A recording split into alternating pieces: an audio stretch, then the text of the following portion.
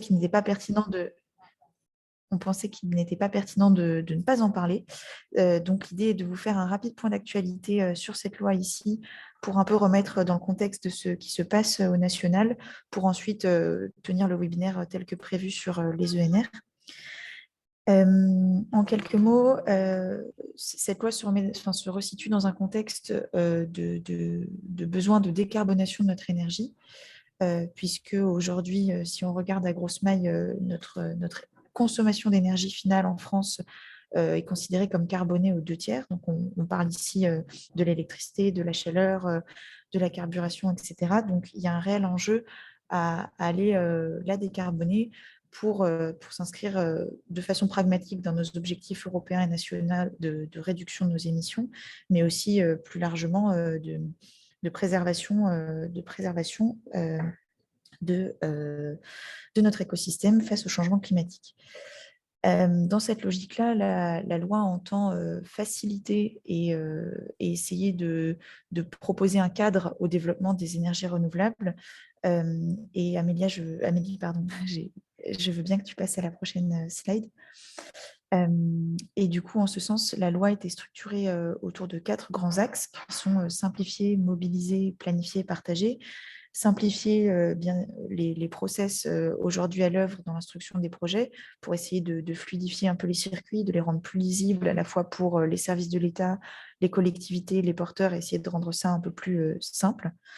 Mobiliser le foncier ou les espaces qui pourraient être pertinents aujourd'hui inutilisés pour le développement d'énergies renouvelables.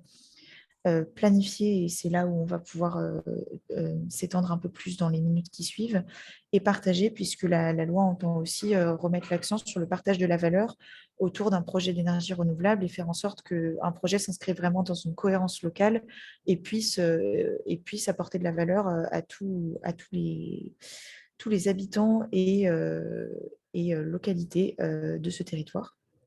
Donc, voilà un peu les 4 axes.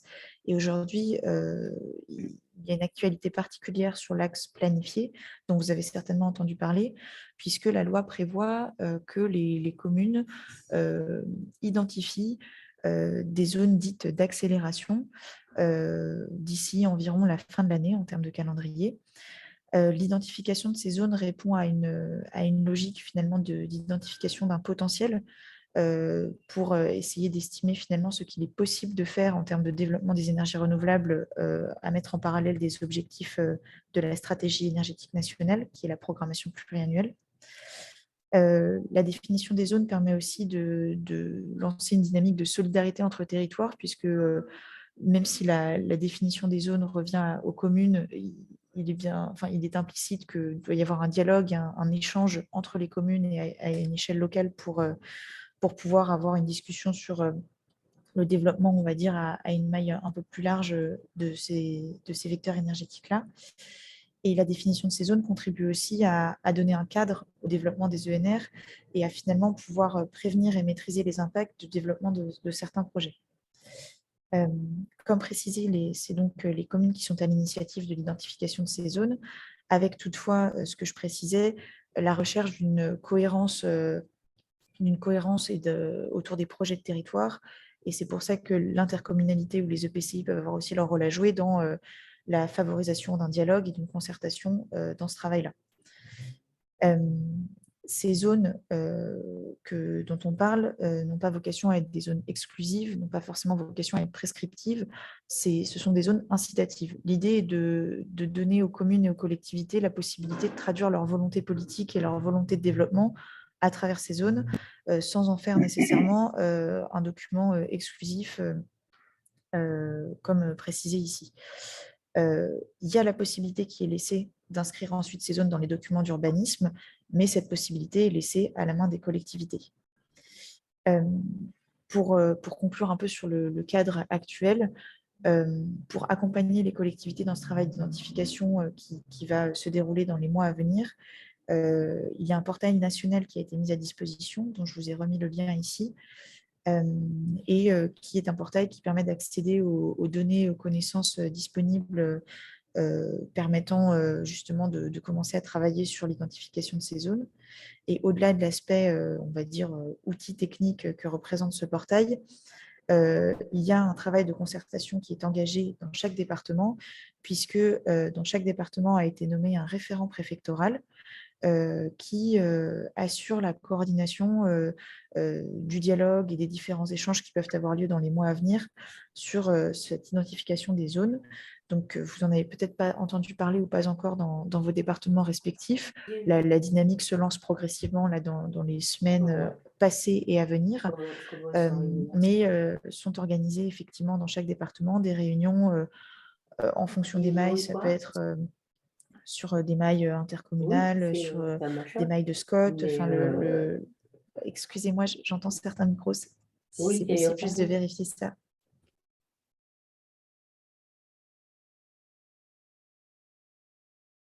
C'est bon, je crois. Il faut réactiver le micro de Roman.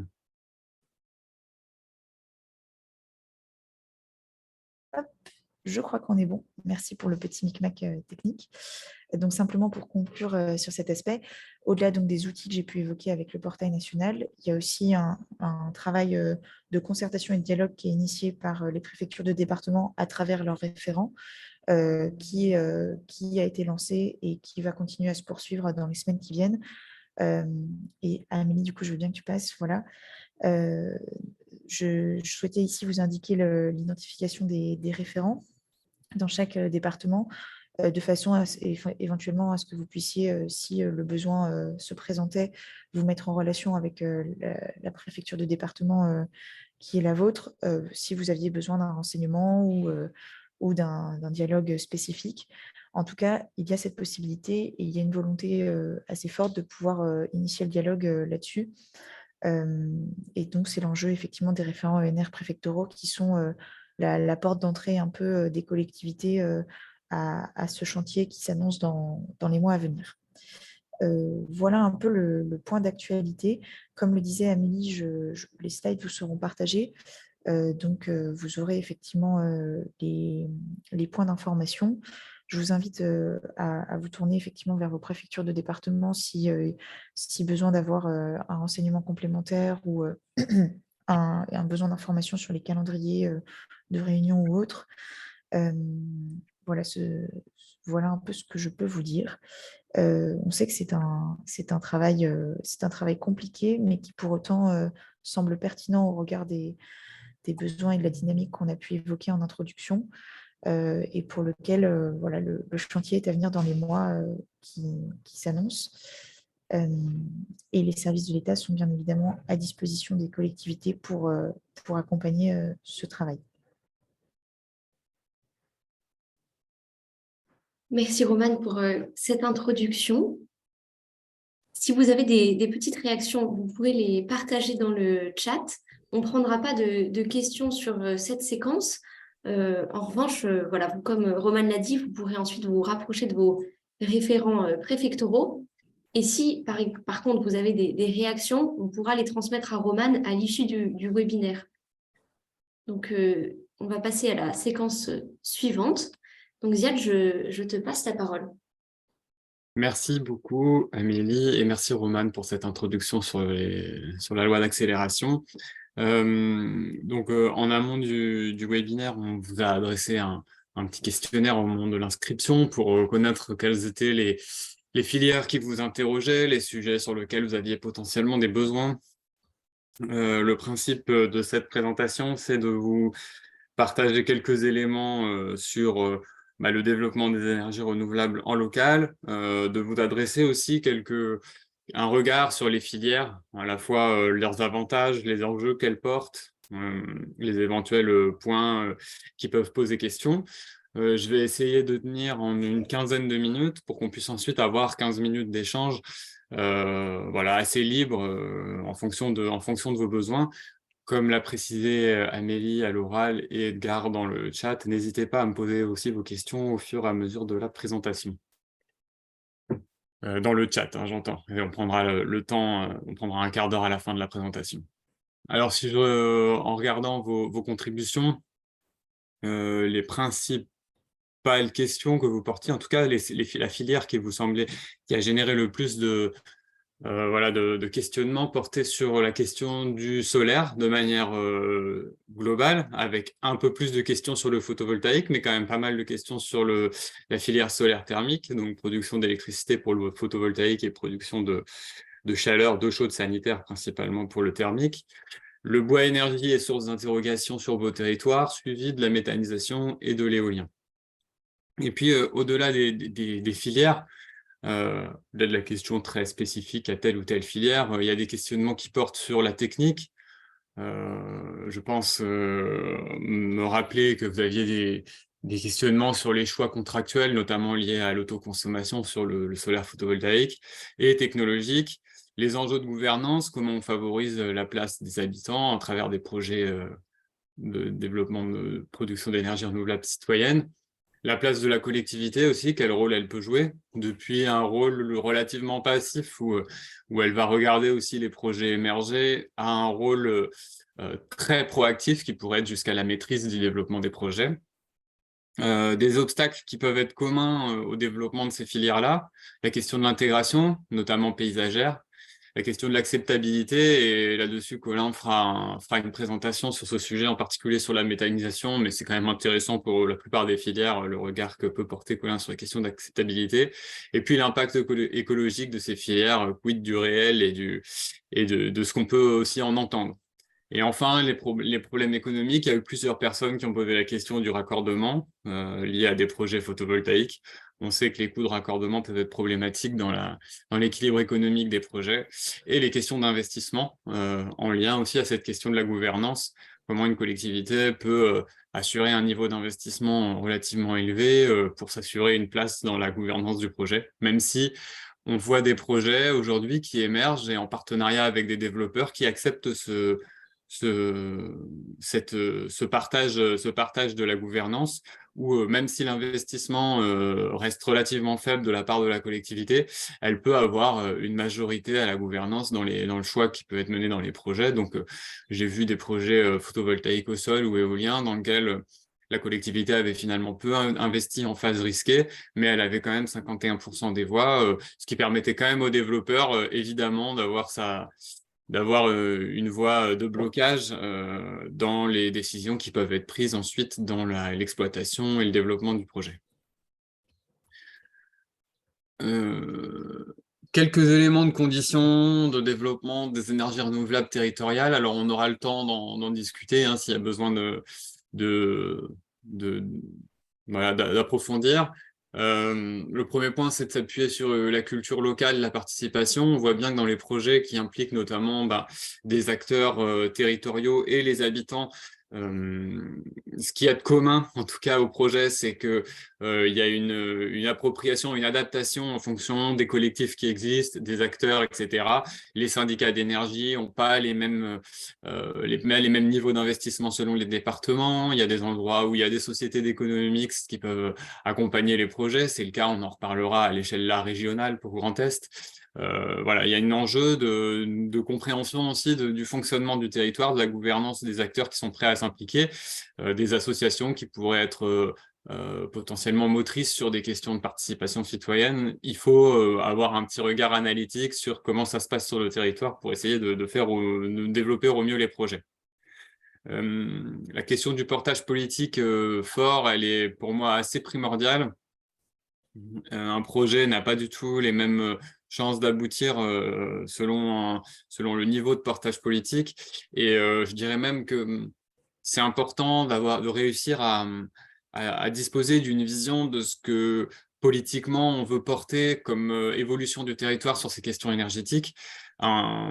Réussir à positionner un projet de méthanisation, un projet de centrale photovoltaïque au sol, un projet éolien dans une stratégie de territoire, dans une stratégie en expliquant en quoi est-ce qu'elle contribue à une vision à long terme d'une évolution d'un territoire, c'est pas la même chose. Et ça permet aussi d'asseoir la légitimité d'un projet lorsqu'il s'inscrit dans quelque chose d'un peu plus stratégique qu'une simple opportunité. On est sur un territoire en Grand Est qui bénéficie d'un réseau d'acteurs tiers qui peuvent soutenir les collectivités. On va en reparler tout à l'heure sur l'écosystème qui existe. C'est vraiment important de pouvoir s'appuyer sur des personnes et des structures qui ont une légitimité, mais aussi une expertise, que ce soit sur le financement, que ce soit sur le portage de projet, la mobilisation des acteurs. Et on est sur un territoire régional qui en est plutôt bien doté, donc la collectivité n'est pas seule pour porter des projets.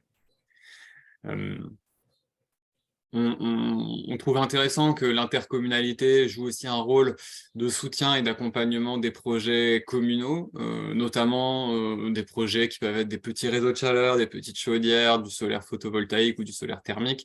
Il y a des dynamiques portées par des intercommunalités un peu partout en France avec un travail assez important de repérage des potentiels sur le patrimoine communal et un accompagnement, notamment pourquoi pas porter des projets en régie ou ce genre de choses, ou mutualiser en fait la capacité à faire des groupements de commandes. Ça permet de démultiplier les projets à l'échelle des communes qui ne se feraient probablement pas sans un soutien à minima intercommunal. Puis enfin, le fait d'attirer des investisseurs privés, ça va dépendre évidemment des projets. C'est presque pas une question sur certains développements, sur certaines filières, puisque c'est plutôt les investisseurs privés qui viennent toquer aux portes que l'inverse, mais ça reste un enjeu de pouvoir, sur des projets ambitieux qui impliquent quand même un niveau d'apport assez important en argent, d'avoir des partenaires privés ou des partenaires publics-privés ou publics comme des sociétés d'économie mixte. Oui, monsieur Ancel, bonjour, c'est Yannick à la Comcom. Merci Yannick de couper le micro, parfait. Alors, quelques éléments de réponse à des questionnements que vous avez pu adresser. Je vais passer de filière par filière et vous partager cela. Encore une fois, si vous avez des questions, il y a le chat et on prend un quart d'heure à la fin pour en parler. On va commencer par des enjeux qui sont transversaux, avec quelques préconisations. Il y avait des questionnements sur l'intégration paysagère. Je trouve que c'est important d'essayer. Il y a des travaux qui peuvent permettre aussi de penser la politique de développement des énergies renouvelables à l'échelle du territoire sans qu'on soit sur de l'opportunité. Et donc se dire, voilà, quelle place les énergies renouvelables, les différentes filières vont occuper sur mon territoire à 2030-2050. Et pour ça, il y a différents outils, les atlas ou les plans paysages, les travaux à travers un parc naturel régional ou un SCOT peuvent être utiles. Et aujourd'hui, il y a des très bons outils comme Étape Paysage qui permettent de poser le territoire à plat sur une carte et en fonction des potentiels en énergie renouvelable, d'essayer de petit à petit voir comment pourrait évoluer le territoire, quelles sont les zones qu'on veut absolument préserver, celles sur lesquelles on a un potentiel de développement sans défigurer un paysage important du territoire, etc. Donc, faire un petit exercice de planification paysagère, ça me semble important pour se donner une vision du développement des énergies renouvelables et pas être uniquement sur des à-coups dont on sait que c'est pas toujours évident d'en justifier la réalisation. Et donc, en lien avec ça, c'est effectivement prévoir des temps en amont, projet par projet, pour questionner le paysage, pour mobiliser les riverains, mobiliser les acteurs locaux autour de l'évolution paysagère. Sur l'intégration architecturale, c'était une question qui revenait assez souvent lorsqu'on a du patrimoine, patrimoine à haute valeur ajoutée, ce genre de choses. Comment est-ce qu'on intègre notamment dans la question, j'imaginais que c'était du photovoltaïque qui était derrière la question. Les territoires, il y a pas mal de territoires qu'on a accompagnés, notamment territoires à énergie positive, qui ont fait en sorte de travailler avec les ABF, les associations environnementales, les structures représentant de l'État, en amont des projets pour définir une modalité de construction, c'est-à-dire par quelle étape on passe, à quel moment on sollicite les ABF, typiquement en essayant d'être très en amont des projets, en partant du principe que de toute façon, il fallait faire du développement des énergies renouvelables et la loi sur les accélérations vient renforcer aussi cette ambition-là. Donc, comment est-ce qu'on travaille ensemble pour éviter des blocages de projets une fois qu'ils ont un peu trop avancé? Donc, il y a peut-être une réflexion, effectivement, des réunions à monter avec ces structures-là en amont pour définir les modalités. Sur le financement, il y avait pas mal de questionnements sur quelle place de la collectivité. Comme je disais, sur un spectre du moins engageant au plus engageant, ça peut aller jusqu'à de la délégation quasi totale du développement des énergies renouvelables. Il y a des structures aussi qui encadrent le développement privé par des appels à manifestation d'intérêt pour accélérer les projets, mais aussi pour les encadrer sans pour autant s'impliquer d'un point de vue financier ou en temps, en fonctionnement, etc., en moyens humains. Il y a des dispositifs aussi où les collectivités mettent à disposition de collectifs citoyens des toitures pour leur permettre de porter des projets photovoltaïques. Typiquement, cet après-midi, j'assiste à des présentations aussi sur des réseaux de chaleur citoyens. Donc, il n'y a pas que l'électricité, il y a aussi de la production de chaleur qui peut être citoyenne. Il y a des mix portage privé-public et du portage totalement public. Là, je mentionne la Société régionale de soutien d'investissement en investissement au projet d'énergie renouvelable. Il y a des modalités possibles et à chaque fois, en fait, on va le définir aussi en fonction des projets. Les coûts de raccordement, c'est vrai qu'ils sont notamment sur le photovoltaïque, ils sont très divers d'un projet à l'autre, d'un quartier à l'autre, voilà, d'une commune à l'autre. Enedis pratique des prix qui peuvent être assez flous et qui peuvent, selon le montant, gréver totalement le modèle économique d'un projet. C'est possible aussi de mener des travaux un peu collectifs, de solliciter Enedis. Les collectivités peuvent le faire, en réseau notamment, c'est intéressant. Pour essayer d'avoir peut-être une vision un peu plus précise de la manière dont Enedis pratique son travail sur le raccordement. Puis enfin, il y avait une question sur les parts sociales dans une SIC, une société coopérative d'intérêt collectif.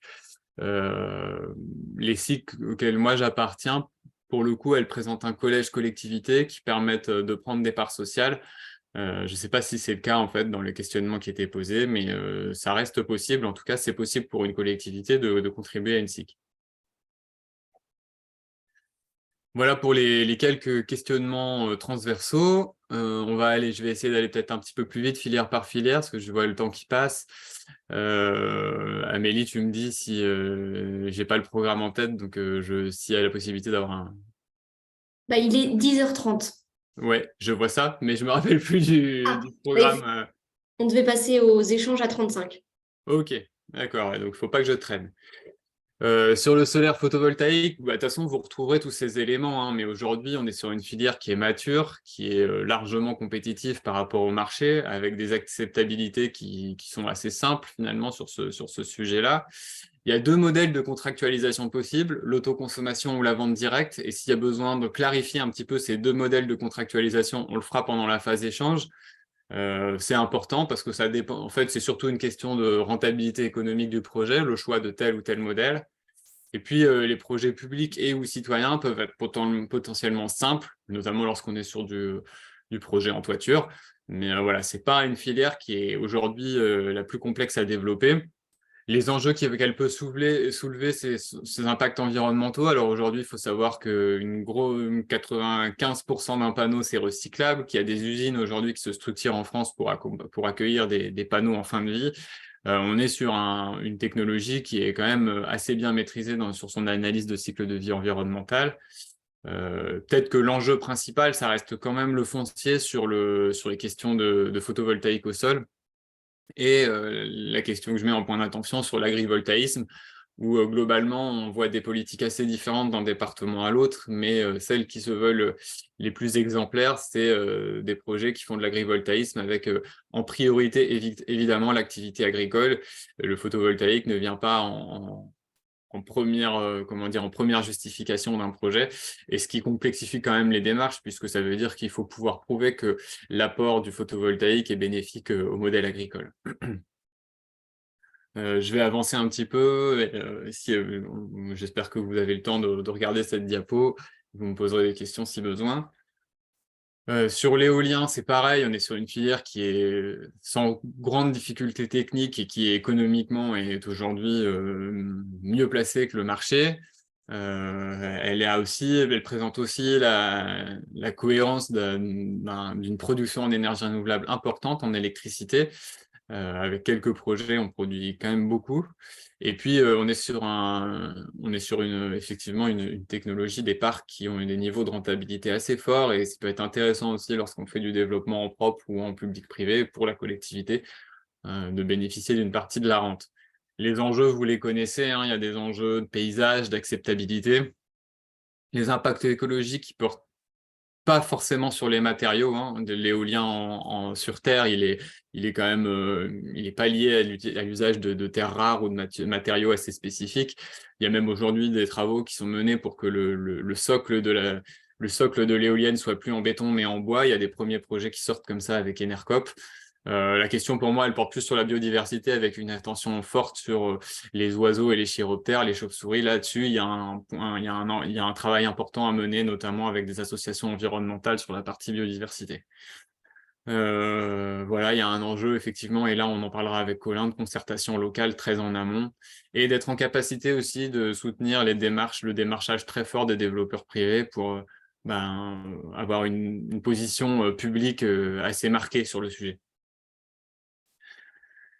Méthanisation, je ne vais pas en parler trop longtemps parce que Colin reviendra dessus, mais c'est vrai que l'un de ses avantages, c'est de produire du biogaz à la fois pour faire de la chaleur et du carburant. On sort de la question électrique et là-dessus, on est à 100% quasiment, enfin, en tout cas sur le carburant, mais en grande partie sur la chaleur, sur de la substitution d'énergie fossile. Il y a des enjeux potentiellement de nuisance, mais dont aujourd'hui on se rend compte que c'est un projet bien construit ne génère pas de nuisance pour les riverains. En revanche, effectivement, plus un projet est gros, plus le modèle est industriel et plus les besoins en transport sont importants, moins on a affaire à des ressources locales. Donc, il y a différents projets de méthanisation, hein, entre celui qui va être porté sur une collectivité, sur une station d'épuration, celui qui va être agricole, porté par une coopérative d'agriculteurs, et le modèle industriel. Et là-dessus, c'est vrai que les enjeux ne sont pas tout à fait les mêmes. Géothermie, peut-être que je vais faire vite. La géothermie, peut-être un des points d'attention, c'est qu'au départ, les besoins en investissement peuvent être assez lourds. Pour autant, c'est aujourd'hui l'un des systèmes de chauffage le plus rentable, puisque pour le coup, le calorie est gratuit. Et donc, en fait, sur une vision à moyen terme, on voit que dans les modèles économiques, la géothermie peut soutenir le bois énergie, d'autres évidemment les fossiles, du fait du prix de la calorie qui est gratuite. Donc c'est une filière qui est malheureusement assez méconnue. Elle est méconnue notamment de la part des bureaux d'études, des architectes, des maîtres d'œuvre. Elle a beaucoup évolué ces 10 dernières années et souvent on voit des cas de figure où il y a des BE ou des architectes qui ont fait des projets il y a 15 ans, que ça n'a pas bien fonctionné et donc qui estiment que ça ne fonctionne pas. Alors qu'aujourd'hui, c'est vraiment important de s'appuyer sur des acteurs neutres, publics, pour évaluer la faisabilité d'un projet. Diapositive suivante, s'il te plaît. Je crois qu'il reste solaire thermique et bois énergie. Le solaire thermique, c'est un enjeu en Grand Est, hein. On accompagne une mission auprès de l'ADEME et de la région Grand Est sur le sujet parce que c'est une filière dont la technique est relativement simple et bien maîtrisée. Ça permet de produire de la chaleur, de l'eau chaude sanitaire renouvelable à des coûts relativement maîtrisés. Ça peut être adapté pour des bâtiments publics, pour des bâtiments qui auraient des besoins en chaleur importants. Et c'est vrai qu'aujourd'hui, c'est une filière qui est assez peu soutenue d'un point de vue national. On reconnaît beaucoup plus le photovoltaïque. Et pour autant, il y a un vrai besoin, je pense, d'accompagner cette filière, de porter des projets qui ont du sens selon les besoins. Et là-dessus, il ne faut pas oublier en fait le solaire thermique lorsqu'on réfléchit à des besoins de chaleur de tel ou tel bâtiment. Et c'est important de conduire une étude de faisabilité incluant cette potentielle solution. Et enfin, sur le bois énergie, vous connaissez bien ses avantages, c'est une ressource locale, c'est de la chaleur renouvelable, c'est une filière qui est très compétitive par rapport aux énergies fossiles et qui l'est de plus en plus. Aujourd'hui, sur les chaufferies collectives, on a des niveaux de rejet de polluants qui sont très très bons. Ça va être sur des petites chaufferies, on va avoir moins la visibilité, mais pour autant, il y a des études ADEME qui sortent qui montrent qu'on est sur des bonnes maîtrises. Il y a des enjeux qui sont soulevés sur la durabilité de la filière, sur l'approvisionnement local, sur la compatibilité avec les besoins de la forêt française. J'ai récemment lu une étude qui démontrait que pour chaque arbre qui était soustrait à la forêt, que ce soit pour du bois d'œuvre ou du bois énergie, il y a la nécessité de replanter 2 à 3 arbres d'espèces différentes pour favoriser une diversité des espèces et une résilience de la forêt. Donc un vrai enjeu de foresterie autour de l'usage du bois. Et puis peut-être aussi bien préciser que lorsqu'on parle de bois énergie, on est sur un sous-produit du bois d'œuvre théoriquement, donc la priorité reste le bois d'œuvre et les potentiels sont calculés en fonction de l'usage du bois d'œuvre sur la partie bois énergie. Peut-être un point d'attention que je veux soulever, c'est que les filières bois énergie, elles se pensent difficilement à l'échelle intercommunale, elles se pensent plutôt à l'échelle de bassin de vie, à l'échelle de département. Et c'est pour ça qu'il y a un travail d'organisation interterritoriale qui est important sur ce sujet, quoi. Et je crois avoir fait le tour un peu au pas de course pour vous laisser quelques temps d'échange, de participation, de questions que vous pouvez avoir. Je suis passé assez vite sur le solaire thermique, mais je précise aussi qu'il y a aujourd'hui de nouvelles modalités de développement des projets de solaire thermique qui sont intéressants, avec par exemple la location sur plusieurs années et un investissement très faible de la part de la collectivité avec des opérateurs qui peuvent porter l'investissement. Voilà, j'espère avoir été clair, avoir répondu à une partie de vos questions et on peut se laisser le temps d'échanger, d'avoir quelques questions un peu plus précises que vous pourriez avoir sur telle ou telle filière et on essaiera d'y répondre ensemble. Merci Sylvain pour les enjeux sur la géothermie, les ressources que vous mettez, Edgar et toi, dans le chat, c'est précieux.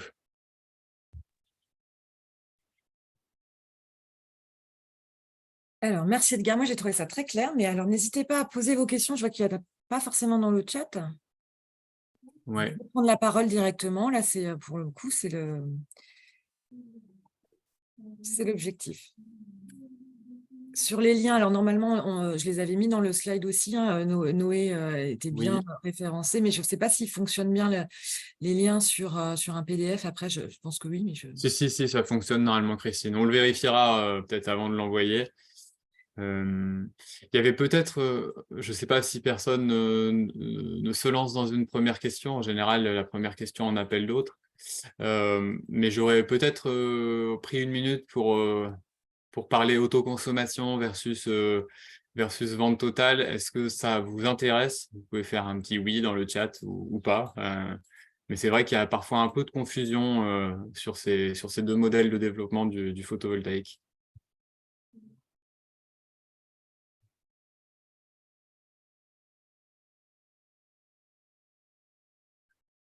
Ah, il y a une question sur le potentiel sur l'énergie solaire sur les exploitations agricoles. Je ne sais pas s'il y a une étude qui a été menée ou pas sur le sujet. Les potentiels, moi ce que je peux dire sur les potentiels, c'est que des potentiels, il en existe. Il y a aujourd'hui, par exemple, l'INRA qui fait des développements, qui fait des expérimentations sur pas mal d'exploitations agricoles différentes. Hein. Ça va être des serres, ça va être des élevages, etc., de la viticulture. Il y a petit à petit des expérimentations justement qui montrent que le photovoltaïque peut avoir une valeur ajoutée dans le modèle agricole qui est développé. Pour autant, aujourd'hui, ça c'est une opinion personnelle, rester assez attentif sur le fait de l'usage de terres agricoles en prétextant le développement de photovoltaïque et en faisant par exemple de l'éco-pâturage en dessous alors que le sol peut avoir une valeur agronomique. C'est un peu dommage ça me semble être préjudiciable d'utiliser des terres qui ont une capacité de production alimentaire pour faire de l'énergie. Je peux rajouter quelque chose là-dessus? Oui. En fait, il ne s'agit pas de remplacer l'activité agricole par de l'activité de production d'énergie. Il s'agit de faire les deux en même temps, avec en fait des panneaux solaires à peu près à 7-8 mètres de haut, 10 mètres de haut, qui permettent de travailler sous les panneaux solaires. Et donc, les résultats d'expérimentation montrent que ce degré de protection par les panneaux solaires des champs peut contribuer à améliorer l'humidité du sol et puis à améliorer les performances agricoles. Oui. Donc, on est sur des expériences qui montrent une synergie des deux activités. Tout à fait, il y a des cultures. Les résultats sont assez avancés pour commencer à penser à l'expérimentation à plus grande échelle ou à des actions pilotes au niveau de la plaine d'Alsace notamment. C'est sûr qu'en fonction des cultures, il y a des résultats qui sont effectivement intéressants sur les apports du PV. Ouais. Il faudrait regarder après l'aspect investissement parce qu'il faut trouver des partenaires qui font c'est des gros investissements si vous voulez mettre des panneaux solaires sur 1 hectare de terre agricole, quoi.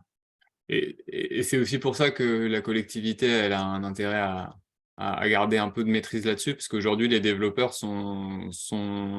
le foncier commence à se tendre, et donc les développeurs sont un peu à l'affût sur le sujet de l'agrivoltaïsme. Christine, je crois que tu voulais prendre la parole. Oui, non, mais c'était pour aller dans le sens de ce qui vient d'être dit. L'étude ADEME que je vous ai mis en lien, elle a étudié 200 systèmes sur différents types de production, maraîchage, viticulture, plein champ, etc. Et elle donnait déjà des indications sur comment bien s'assurer de la synergie entre les deux. La loi AER vient de créer la définition juridique, on attendait un peu pour pouvoir bien cadrer, et elle explique qu'il faut qu'il y ait au moins un des 4 services qui soit avéré. Alors après, évidemment, c'est comment on démonte, ça c'est... Voilà. Les expérimentations sont déjà lancées. Là, il va falloir un peu plus argumenter sur, soit en termes de valeur ajoutée, de surface, etc., qu'il y a des co-bénéfices. Mais c'est globalement le cas dans ce qui a été étudié. Et ça permet d'éviter des projets un peu au effet d'aubaine. Ouais. Et, je pense que les chambres d'agriculture sont aussi là pour accompagner. Certaines ont mis en place des guides. Je vous ai mis aussi le label AFNOR qui est une démarche qualité pour pouvoir un peu faire la liste des questions à se poser voilà, quand on est face à un développeur, ou en tout cas pour s'assurer de faire bien ce projet. J'essaye de dans le prendre les chat. questions qu'il y a dans le chat, Amélie. Il y a Ouais, 2 très prises bien. de parole aussi directes, peut-être. Oui. Comme vous voulez. Les questions dans le chat étaient avant les mains qui se Ouais. sont levées. Ouais. Faire dans l'ordre. J'invite les partenaires qui accompagnent les projets à répondre à la question de Joël sur le fibrociment et les aides liées au désamiantage. Moi, j'en connais pas beaucoup dans d'autres régions. Peut-être que ça existe ici, mais en général, c'est une problématique connexe qui n'est pas bien financée. Donc, je vous laisse y répondre directement. Je regarde la contribution de Martial. Effectivement, la capacité de raccordement au poste source est vraiment importante. À l'échelle régionale, il y a un schéma directeur de raccordement des énergies renouvelables. Et on l'a fait dans d'autres régions. C'est important d'avoir une capacité d'agréger les potentiels ou les potentiels projets qui auraient un impact sur les postes sources, les gros projets photovoltaïques, gros projets éoliens, etc., pour s'assurer qu'il y a un renforcement des postes sources et du réseau aux endroits où ça pourrait potentiellement émerger dans les territoires. Et ça, on a accompagné un travail d'agrégation qu'on a transmis ensuite à RTE à l'échelle régionale en allant sonder les collectivités locales. Il y a des questions, vous avez évoqué, il y a eu 2 personnes qui étaient intéressées par la question de l'autoconsommation et la vente totale. Ce qu'il faut bien comprendre, c'est que physiquement, peu importe le modèle que vous choisissez, il se passera la même chose. Vous allez produire du photovoltaïque qui va être envoyé dans le réseau. Mais ce qui se passe, c'est contractuellement, en gros, plus vous allez avoir une consommation d'électricité qui va être importante sur le bâtiment, plus le modèle d'autoconsommation va être intéressant. C'est-à-dire que, en fait, l'autoconsommation, dans le modèle contractuel, c'est de dire, bah, vous avez une consommation de 100, vous allez produire 105, donc on va dire, ou vous avez une consommation de 95, vous allez produire 100, donc 95% de l'électricité qui sera produite via vos panneaux sera utilisée sur le bâtiment. Et dans ces cas-là, le modèle économique est intéressant puisque le kilowattheure racheté dans ce mode de contractualisation, lorsqu'il est autoconsommé, est plus élevé que la vente totale. Si vous êtes sur un bâtiment, type bâtiment agricole par exemple, qui peut avoir une grosse capacité de production en électricité photovoltaïque, mais peu de consommation en dessous, le modèle en vente totale sera plus intéressant, puisque en gros, la part qui n'est pas autoconsommée dans les modèles en autoconsommation est très faiblement valorisée, moins valorisée économiquement que la part en vente totale. Donc voilà, ça se joue en fait dans cette adéquation entre ce que consomme un bâtiment et ce que produit votre centrale. C'est ça qui déterminera l'intérêt d'aller vers l'autoconsommation ou la vente totale au réseau. Il y a eu une remarque d'Eyman sur les projets géothermiques et solaires thermiques. C'est vrai que sur le solaire thermique, il y a une forme de concurrence avec le solaire photovoltaïque qui est assez soutenue à l'échelle de l'État. Le prix du kilowattheure est intéressant. Et puis même, il y a une méconnaissance du solaire thermique de nos jours. On fait la confusion, on ne sait pas trop ce que c'est. C'est important d'étudier au moins la capacité d'une toiture et de ses besoins en chaleur Enfin, sur les projets géothermiques, on voit que ça bouge un petit peu aujourd'hui puisque le prix du gaz est en train s'envole régulièrement.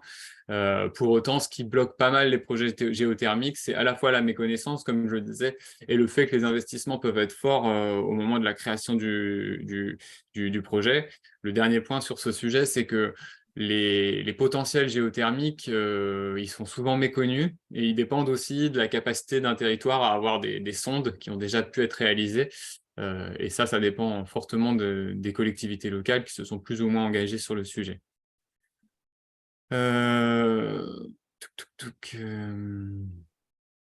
Oui, alors il y a des remarques sur la difficulté pour une petite commune de monter des projets PV.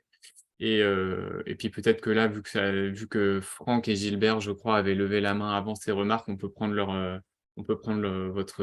votre contribution. Peut-être qu'on commence par Franck qui avait levé la main en premier et après on prendra Gilbert si vous voulez bien. Ok. Bonjour à tous. Trois petites choses. La première concerne le photovoltaïque, les ENR, le déploiement des ENR en général. Le département de la Haute-Marne, sous l'impulsion de l'ancien préfet, a élaboré une charte, une charte de bonne conduite. Je vous invite à vous la procurer, elle est facilement accessible en ligne. Pour voir ce qui a pu se décider sur ce département. Notamment sur le photovoltaïque, on a une vision assez restrictive des projets. On estime qu'ils ne doivent intervenir que sur des terres dont le potentiel agricole est jugé très, très faible, très modeste. Bon, bien sûr, ça reste une question de définition. La deuxième chose, j'ai pas entendu le nom du document évoqué par Christine, j'ai pas retenu le nom du document évoqué par Christine permettant d'analyser les projets photovoltaïques au sol qui viendraient se déployer sur nos communes. Il y en a de nombreux chez nous. Donc, si elle voulait bien nous répéter la chose, ça serait sympathique. Et puis, une question. Et portant sur le bois énergie, on est en train, sur la commune de Saint-Dizier, de réfléchir à une extension du réseau de chaleur avec une nouvelle chaufferie biomasse. Bien sûr, les incertitudes sur la forêt du Grand Est nous a interrogés pour savoir si on y allait ou pas. Et j'entendais la remarque faite par Ziad sur le fait que pour un arbre coupé, il faudrait en planter 2 ou 3. Est-ce qu'il y a un collectif de délégataires ou de gens qui ont un réseau de chaleur urbain en régie qui s'est monté pour essayer d'imposer une démarche vertueuse à l'égard des forêts que l'on exploite? Voilà.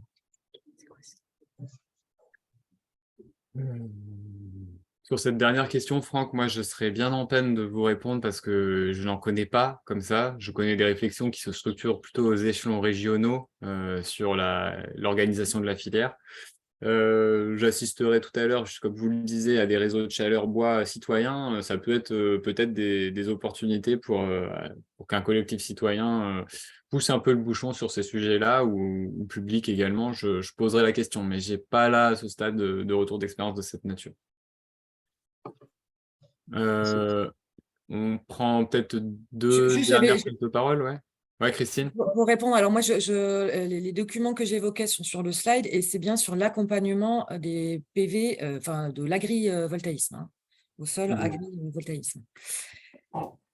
Voilà, pour guider. Sur la question du bois, je ne suis pas sûre d'avoir bien compris, mais en tout cas, il y a des réflexions autour des plans d'approvisionnement et leur actualisation. Je ne sais pas si c'était vraiment ça. Et sinon, n'hésitez pas à revenir vers nous, on pourra vous orienter vers les collègues référents de ces sujets-là. On a des collègues qui travaillent en maison de région et puis d'autres référents sur certaines filières. Voilà, donc on pourra vous réorienter. Je pense que Thibaut Fèvre peut aussi essayer de répondre au fur et à mesure. Et dans tous les cas, on fera suivre vos questions. Ouais. Sachant que à la fin du diaporama, on vous mettra aussi des personnes ressources parce qu'on voit qu'il y a pas mal de questions sur comment être accompagné, comment s'y prendre face à des développeurs, etc. Il faut vraiment avoir le bon réflexe de prendre contact avec des structures qui accompagnent les collectivités sur ces projets de développement des énergies renouvelables et ce même très en amont des projets, parce qu'on peut s'orienter sur, intuitivement, on va penser qu'un projet bois aurait du sens sur un petit réseau de chaleur, alors qu'en fait, il y a d'autres possibilités qui peuvent être économiquement intéressantes, dont il y a moins de questionnements sur la filière en appro, etc. Donc, vraiment prendre le temps de prendre ce temps en amont. Et je vois l'heure qui passe, Amélie, je ne sais pas trop comment Ouais, gérer. Il y a 2 prises de parole et pas mal de contributions sur le chat. je pense qu'il faut prendre la question de Gilbert qui lève la main depuis longtemps. Ouais. Voilà. Et puis après, on passera à la séquence suivante et on a encore un temps d'échange à 11h30 après Ouais. les présentations des retours d'expérience. Donc, Louis et l'autre personne qui levait la main, si vous voulez écrire dans le chat vos réactions ou garder votre question pour tout à l'heure. Et Gilbert, je vous donne la parole. Merci pour la parole. Alors, j'ai 2 questions. Donc, une première question, c'est sur le solaire thermique. Est-ce qu'il y a des retours d'expérience qui existent au niveau industriel ou semi-industriel? Je pense en particulier, par exemple, le chauffage d'une laverie. Aujourd'hui, on a une maison de retraite qui s'est dotée d'une laverie et elle réfléchit à passer par du photovoltaïque. Mais est-ce que c'est pas plus simple de passer par du solaire pour chauffer cette eau? Ouais. Et aussi, nous avons des entreprises qui chauffent de l'eau dans leur process à 180 degrés. Est-ce qu'il existe des retours d'expérience là-dessus? Alors, moi j'ai en tête quelques retours d'expérience plutôt industriels de solaire thermique qui sont portés dans des expérimentations, notamment en Auvergne-Rhône-Alpes, sur des projets européens où il y a des réseaux de chaleur qui sont en train de se monter avec une part de la production de la chaleur qui est sur du solaire thermique, donc qui couvre des besoins assez élevés en production de chaleur. Mon collègue Edgar le mentionne dans le chat. On réalise une étude là sur le solaire thermique, un travail de valorisation. S'il y a des projets que vous connaissez sur vos territoires, il faut vraiment nous les envoyer parce qu'on est en difficulté pour contacter des structures qui auraient porté des expériences de cette nature et qui pourraient nous faire des retours d'expérience. Donc, n'hésitez pas et ça permettra justement de répondre à votre question, Gilbert. Par ailleurs, encore une fois, vraiment, ce qui est important, c'est l'étude amont et là, réussir à s'attacher avec des structures qui n'ont pas de parti pris, en fait, ou pas d'habitude de travail sur telle ou telle filière. Et à ce titre, il y a un réseau là en Grand Est qui peut vous aider à dimensionner les projets, à se questionner sur quelle filière choisir. Et la première question, Gilbert, je suis désolé, je l'ai oubliée, si quelqu'un peut me la rappeler. Non, c'était celle-là. Mais j'ai justement une autre question, remarque. On parle beaucoup de l'éclairage public autonome photovoltaïque. Est-ce que c'est pas une hérésie de vouloir faire ça?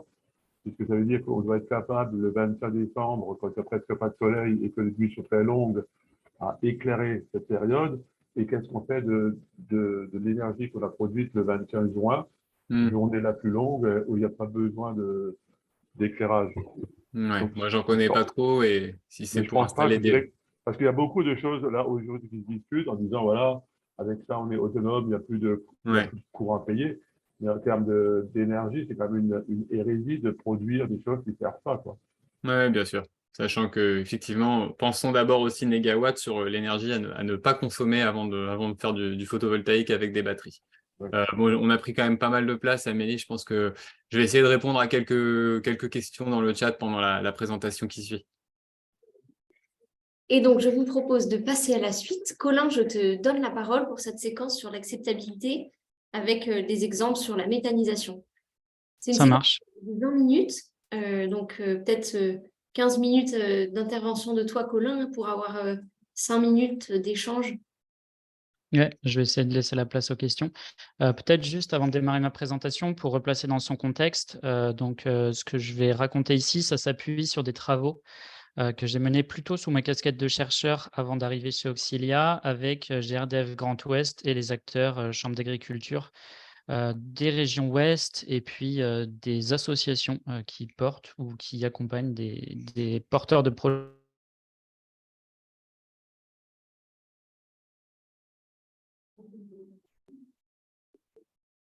J'ai l'impression qu'on a perdu Colin. J'ai l'impression également. C'est dommage. Colin.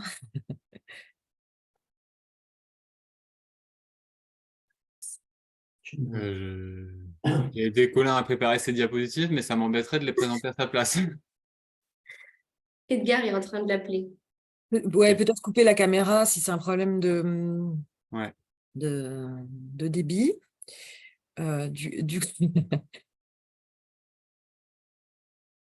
Sinon, je regarde ce qu'il y a dans le... juste préciser, il y a plusieurs questions avant que Colin ne revienne, il y a plusieurs questions sur la méthanisation. Je précise qu'effectivement, il y a pas mal de projets qui émergent avec du public privé, mais aussi des projets citoyens. Et je vois qu'il y a eu plusieurs retours d'expérience qui ont été communiqués là-dessus, dans des liens. Donc, n'hésitez pas, ça existe tout à fait. Ok. Je suis de retour, désolé, j'ai un problème d'internet. Coupe ta caméra à la limite, Colin. Ouais. Hop, c'est bon. Bon, bah, du coup, je ne sais pas ce que vous avez entendu, mais on va passer à la suite. Déjà, un premier point, on parle beaucoup d'unités de méthanisation. Les unités de méthanisation, elles sont en fait très différentes les unes des autres. Alors, Ziad en a déjà dit quelques mots, mais on a bien différents types de méthaniseurs et donc différentes manières, on va dire, de les percevoir de la part du public. Des projets industriels, des projets agricoles, des projets portés par des collectivités. Qu'est-ce qui diffère dans ces différents projets? Des projets industriels qui sont paradoxalement plus faciles à développer, à porter, qui font l'objet de moins de résistance lorsqu'ils s'inscrivent sur le territoire, lorsqu'on est sur des dimensionnements qui restent assez faibles et qui sont implantés sur des zones d'activité ou des zones déjà industrielles. Donc, quelque part, ces projets-là qui vont se fondre dans le paysage et qui sont plutôt bien acceptés ou plutôt faciles à développer avec comme contre-exemple des gros projets industriels. À partir du moment où on est sur des projets territoriaux qui drainent depuis d'autres territoires, se posent davantage de questions et ces projets font l'objet de davantage de résistance. Mais ici, donc, on a des paradoxes. Sur le projet agricole, j'y reviendrai, mais tout dépend en fait de la manière dont il est porté, du capital confiance un peu des porteurs de projets, de leur capacité aussi à ouvrir le dialogue et à le maintenir. Et puis des projets portés par des collectivités. Ici, ce qui importe, c'est vraiment finalement les bénéfices pour le territoire, l'ancrage local de ces projets et la manière dont le projet il va pouvoir s'accompagner, on va dire, d'autres éléments tels que, on va dire, un réseau de chaleur, tel que le chauffage d'une piscine, d'un collège de commun, ou bien finalement l'implantation de bornes bio-GNV sur le territoire qui sont des éléments directement perceptibles, directement visibles, des bénéfices immédiats et qui vont être importants dans la manière dont on va communiquer et qui vont jouer pour beaucoup sur l'acceptabilité de ces projets. Donc 3 types de modèles ici que je détaille très rapidement. Ce qui importe aussi dans tout ce processus d'acceptabilité, c'est bien l'implantation du projet. J'y reviendrai, on va dire, les externalités négatives de la méthanisation aujourd'hui, elles sont quand même plutôt bien maîtrisées. Les sujets principaux, que ce soit l'odeur, que ce soit, on va dire, la visibilité, c'est des sujets sur lesquels on a aujourd'hui des éléments de réponse. La filière, elle est relativement mature avec des progrès techniques qui sont bien là et des unités aujourd'hui qui sortent qui sont bien plus sûres, bien plus efficaces aussi que des unités plus anciennes.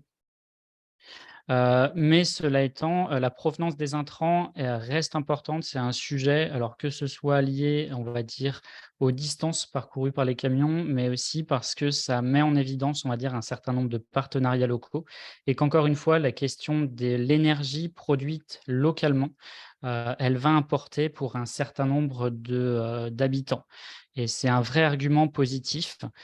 Ici, cette provenance locale des intrants, les partenariats qui sont développés avec des industries locales, avec des agriculteurs, avec la collectivité, sont autant de sujets qui vont aider au développement d'un projet de méthanisation et qui, me semble-t-il, sont aussi une plus-value véritable de ces projets.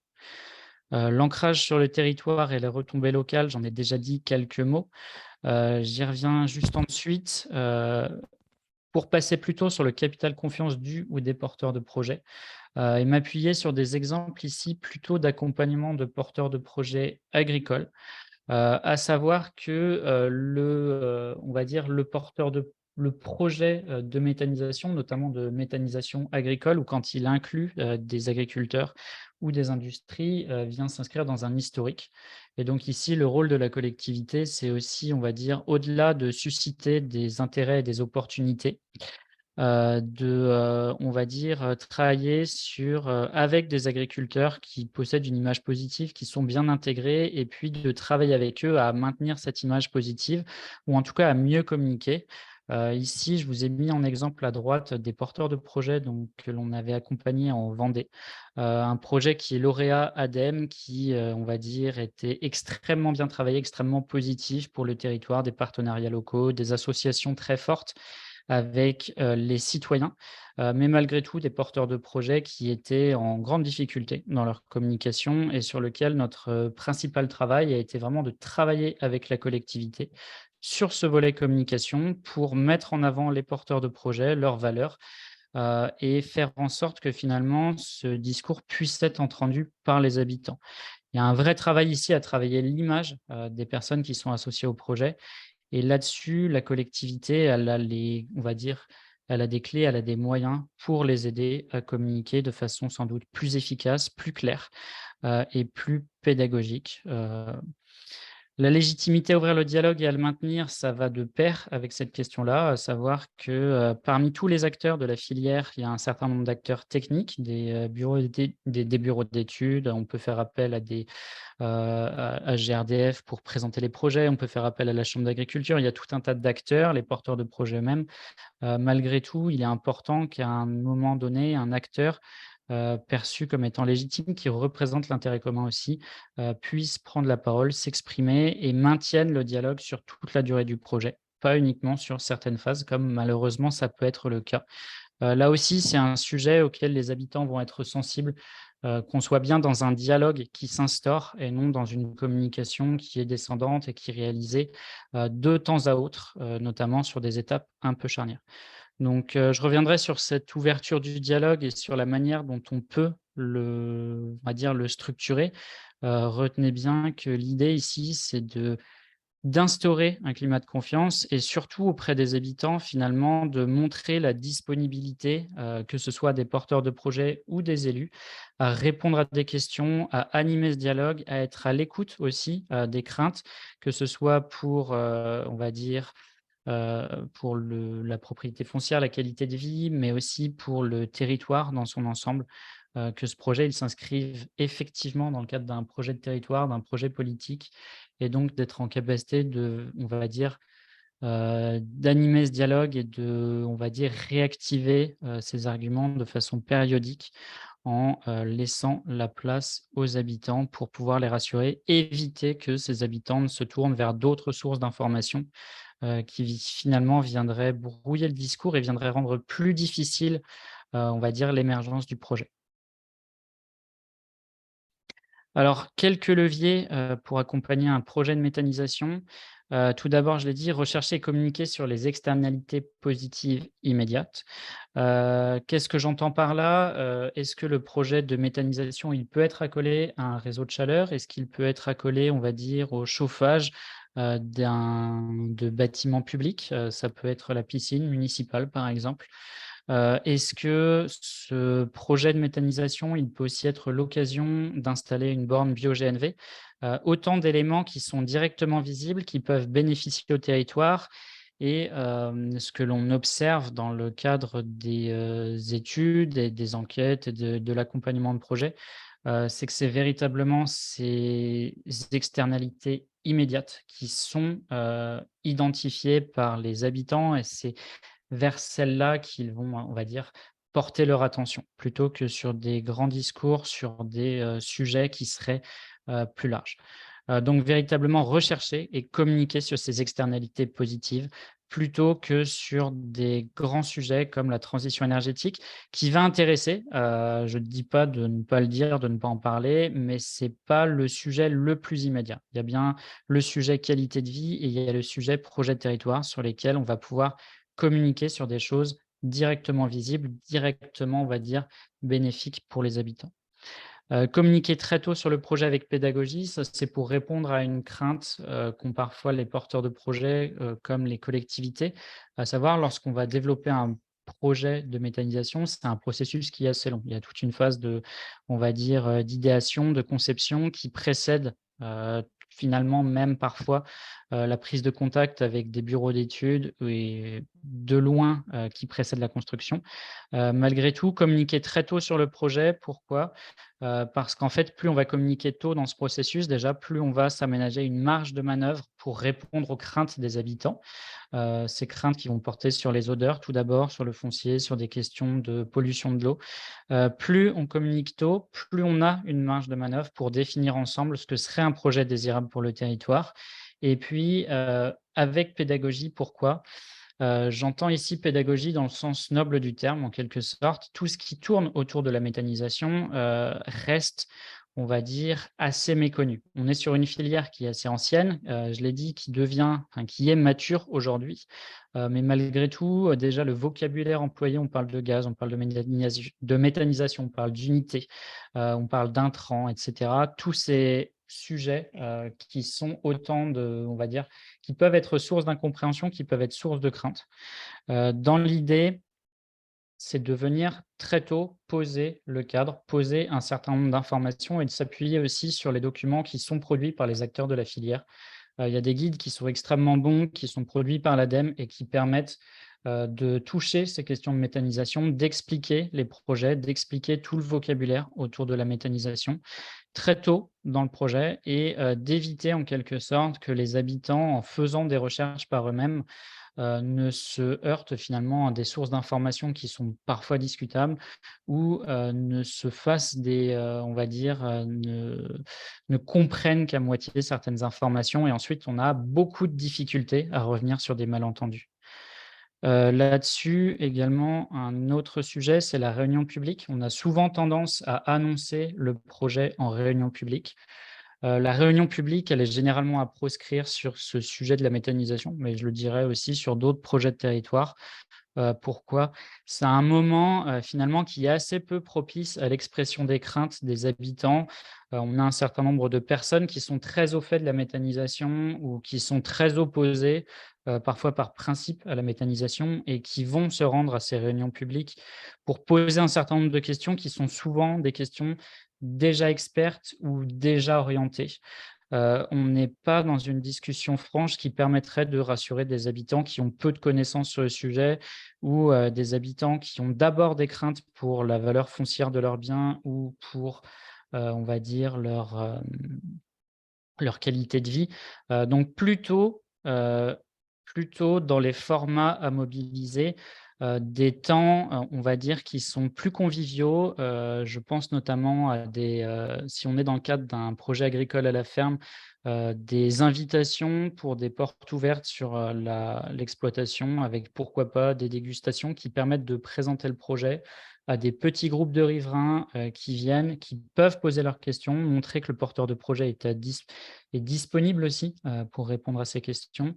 On peut imaginer aussi des déambulations sur le futur site d'implantation qui permettent de parler du projet et de le visualiser avec ici, pourquoi pas, apporter des supports cartographiques, pourquoi pas mobiliser le bureau d'études qui a la conception pour qu'il produise des visuels, etc., sur l'implantation paysagère.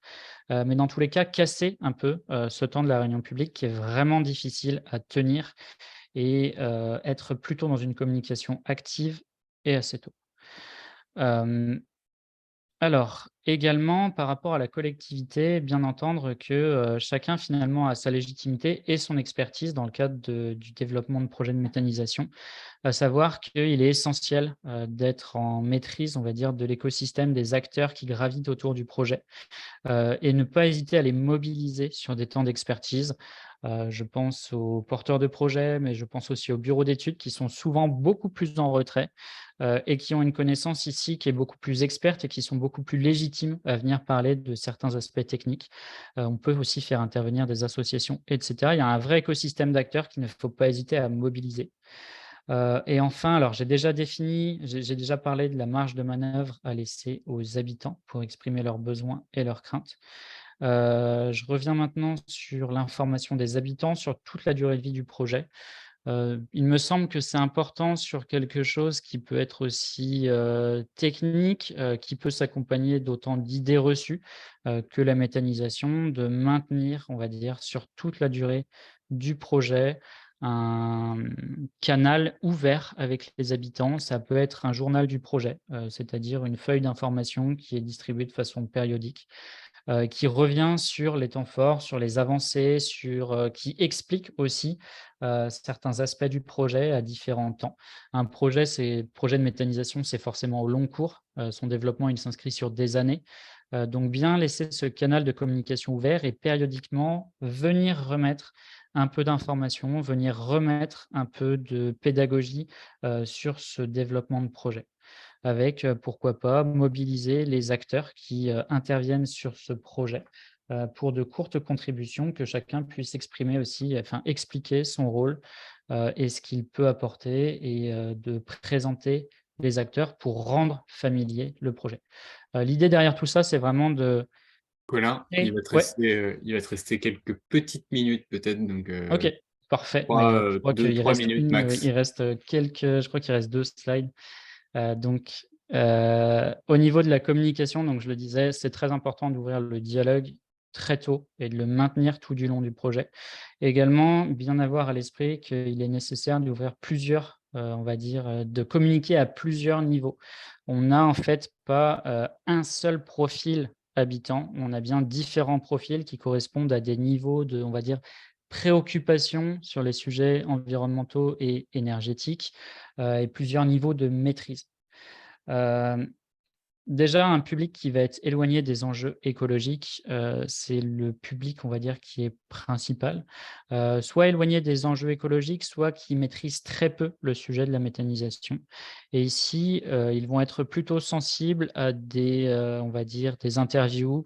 Ils vont être plutôt sensibles aux valeurs qui guident le projet, aux compétences, des différents acteurs qui interviennent sur le projet. Ils vont être très vigilants, on va dire, aux références, à la disponibilité de ces acteurs et puis aux bénéfices directs locaux du projet. Et à destination de ce public, alors je vous ai mis un court extrait, d'un support de communication qu'on a créé ici pour un projet en Pays de Loire. L'idée, c'est que, il n'y a jamais de, on va dire, mauvaise pédagogie et revenir vraiment sur chacun des termes clés, y compris la méthanisation en tant que telle, de bien définir tous les termes et de revenir comme ça par étapes auprès de ce public, y compris pour les externalités positives. Si ça a collé à un réseau de chaleur, qu'est-ce que c'est? Quels sont les bénéfices? Comment on les mesure? Comment on les évalue? Qu'est-ce que ça représente pour la commune de façon très concrète? De la même manière pour le bio-GNV, qu'est-ce que c'est? De quelle manière la commune va s'emparer, de cette, on va dire, de cette opportunité? Derrière ça, on a un public qui est plus intermédiaire, on va dire, qui est soit plus en maîtrise du sujet, soit plus préoccupé par le sujet, auprès duquel finalement les arguments qui vont toucher, c'est de dessiner ensemble un futur souhaitable dans lequel s'inscrit le projet. C'est bien de montrer que ce projet n'est pas un projet qui arrive de manière arbitraire, mais qu'il peut s'inscrire aussi dans une vision politique du territoire, qu'il peut, on va dire, contribuer au développement de ce territoire, à son rayonnement et qu'il n'en menace pas en quelque sorte, la qualité de vie ou le développement économique. On est bien là dans projeter ce projet après sa phase de construction dans quelque chose, dans un territoire futur qui peut être désirable et souhaitable. Et enfin, à destination d'un public plus averti, ici la communication, elle doit être aussi plus technique, plus globale sur la transition énergétique au-delà du territoire, sur, ici des arguments, en fait qui vont dépasser le cadre local, soit de la commune, soit de la communauté de communes, qui vont être, des arguments à l'échelle nationale. On est quand même sur un public qui est averti, lorsqu'il est sensible à ça. Et dernier point sur cette communication, elle est importante, en particulier sur des temps charnières. La première présentation du projet, il est important de bien définir tous les termes, de bien définir les enjeux. Pourquoi? Parce que c'est là que vont se, on va dire, cristalliser les premières impressions, que ce soit vis-à-vis du projet, de la méthanisation en tant que technologie ou, des porteurs de projets et des, interlocuteurs. De la réunion publique, si une réunion publique se tient, il est très important de structurer sa communication à ce moment-là. Et puis lors d'un temps de consultation ou en accompagnement du dossier ICPE, il est important de fournir des notices explicatives, parce qu'on est quand même sur des sujets qui sont très techniques et qui ne sont pas forcément à portée, de tout le monde. et pour conclure, me semble-t-il. Alors, pour conclure, je vous ai mis un certain nombre de ressources ici, parce que l'une des problématiques aussi qu'on peut rencontrer, que ce soit en tant, qu'élu ou technicien, c'est que la méta reste un sujet qui est assez complexe, sur lequel on a quand même beaucoup de on va dire, d'autres sujets auxquels, en fait, d'autres sujets peuvent y être accolés qui sont aussi complexes. Donc ici, parmi les ressources que je préconise, généralement dans le cadre des accompagnements auprès des collectivités, c'est d'abord le site Infometa qui est extrêmement bien fait et qui permet de répondre à un certain nombre de questions que vous pouvez avoir ou que des administrés peuvent avoir et auxquelles vous aimeriez pouvoir répondre ou, on va dire, transmettre une information de qualité. Donc c'est un site qui est mis à jour régulièrement et qui s'appuie sur des sources, vérifiables, scientifiques ou, on va dire, des documents officiels produits notamment par l'ADEME. Et puis au format podcast, il y a GRDF produit un podcast qui dure depuis un petit moment maintenant, qui s'appelle Méta Radio et qui ici propose tout un tas de sujets en lien avec la méthanisation et notamment des retours d'expérience, des outils qui sont proposés et puis des témoignages, que ce soit de porteurs de projets, d'acteurs de la filière ou de collectivités. Donc voilà, je vous inviterai à les consulter aussi en complément si vous avez d'autres questions. Merci Colin. On a pris un petit peu de retard, donc je vous propose de prendre la question de Jean, peut-être une autre réaction, et ensuite vous pouvez mettre vos remarques dans le chat. Et Colin, peut-être que tu peux répondre par écrit pendant la suite du webinaire. Oui, bien sûr. Bonjour. Oui, voilà, moi, je me pose des questions quand même sur cette méthanisation. Pour le vivre, hein. Moi, je suis dans un village où il n'y a pas du tout de méthanisation, mais il y a de la culture qui est dédiée à la méthanisation. Et je me souviens l'année dernière, quand les agriculteurs sont venus récolter le maïs, hein, qui avait été planté avec moult intrants, etc. Un des agriculteurs qui était dans son gros tracteur nous dit on a fait 1000 km aujourd'hui en tracteur pour ensiler. Alors, il ne voulait sans doute pas. On ne parle pas de l'ensilage, on parle uniquement de la route, parce qu'on a fait 1000 km sur la route. Donc, moi, j'aimerais savoir quel est le bénéfice réel, parce que quand on ensile, on a des énormes machines qui tournent, des ensileuses qui consomment 1000 litres par jour, etc., etc. Et donc, tout ça, ça génère quand même des gaz à effet de serre. Et moi, j'aimerais savoir quel est le réel bénéfice que si on produit 1000 de gaz à effet de serre, pour avoir 1100 après de réduction de gaz à effet de serre, je ne vois pas vraiment où il est, parce qu'on produit quand même, on envoie les gaz à effet de serre dans le ciel, et j'aimerais vraiment savoir quel est le réel bénéfice de ces immenses méthanisations. Je pense notamment à une qui se trouve près de Nantes, où il y a 250 agriculteurs qui sont groupés sur un rayon ou à diamètre de 50 km. Donc, j'imagine les millions de kilomètres qui sont faits avec des engins énormes, etc. Et j'aimerais bien savoir vraiment le bénéfice, si effectivement s'il y a un bénéfice ou si c'est, je ne sais pas, pour la beauté du geste. Ok. Peut-être juste pour répondre en 2 minutes à cette remarque. On se situe justement dans le cadre dont je parlais au tout départ, à savoir l'ancrage local et par rapport au projet industriel, le dimensionnement du projet industriel. Alors j'imagine que vous faites référence au projet de Corcouët, qui effectivement fait beaucoup de débats, parce qu'on est ici sur un projet qui n'est plus à l'échelle du territoire, mais des territoires autour. Et c'est une vraie question et je pense que c'est une question aussi qui doit être tranchée, on va dire, territoire par territoire, à savoir quel est le modèle de méthanisation que l'on souhaite développer sur son propre territoire.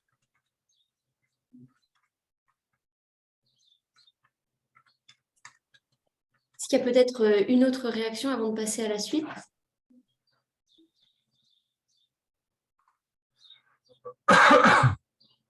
Peut-être vous redire que dans le slide de Ziad sur cette filière, je vous avais mis une plaquette grand public, donc qui fait témoigner aussi des élus et des agriculteurs, qui va un peu dans le sens de ce que Colin dit sur le niveau il y a différents niveaux de précision dans les plaquettes que je vous ai fournie. Donc, cette plaquette grand public, elle est assez bien faite, elle est courte, elle fait 2 pages, elle explique les termes, les chiffres clés.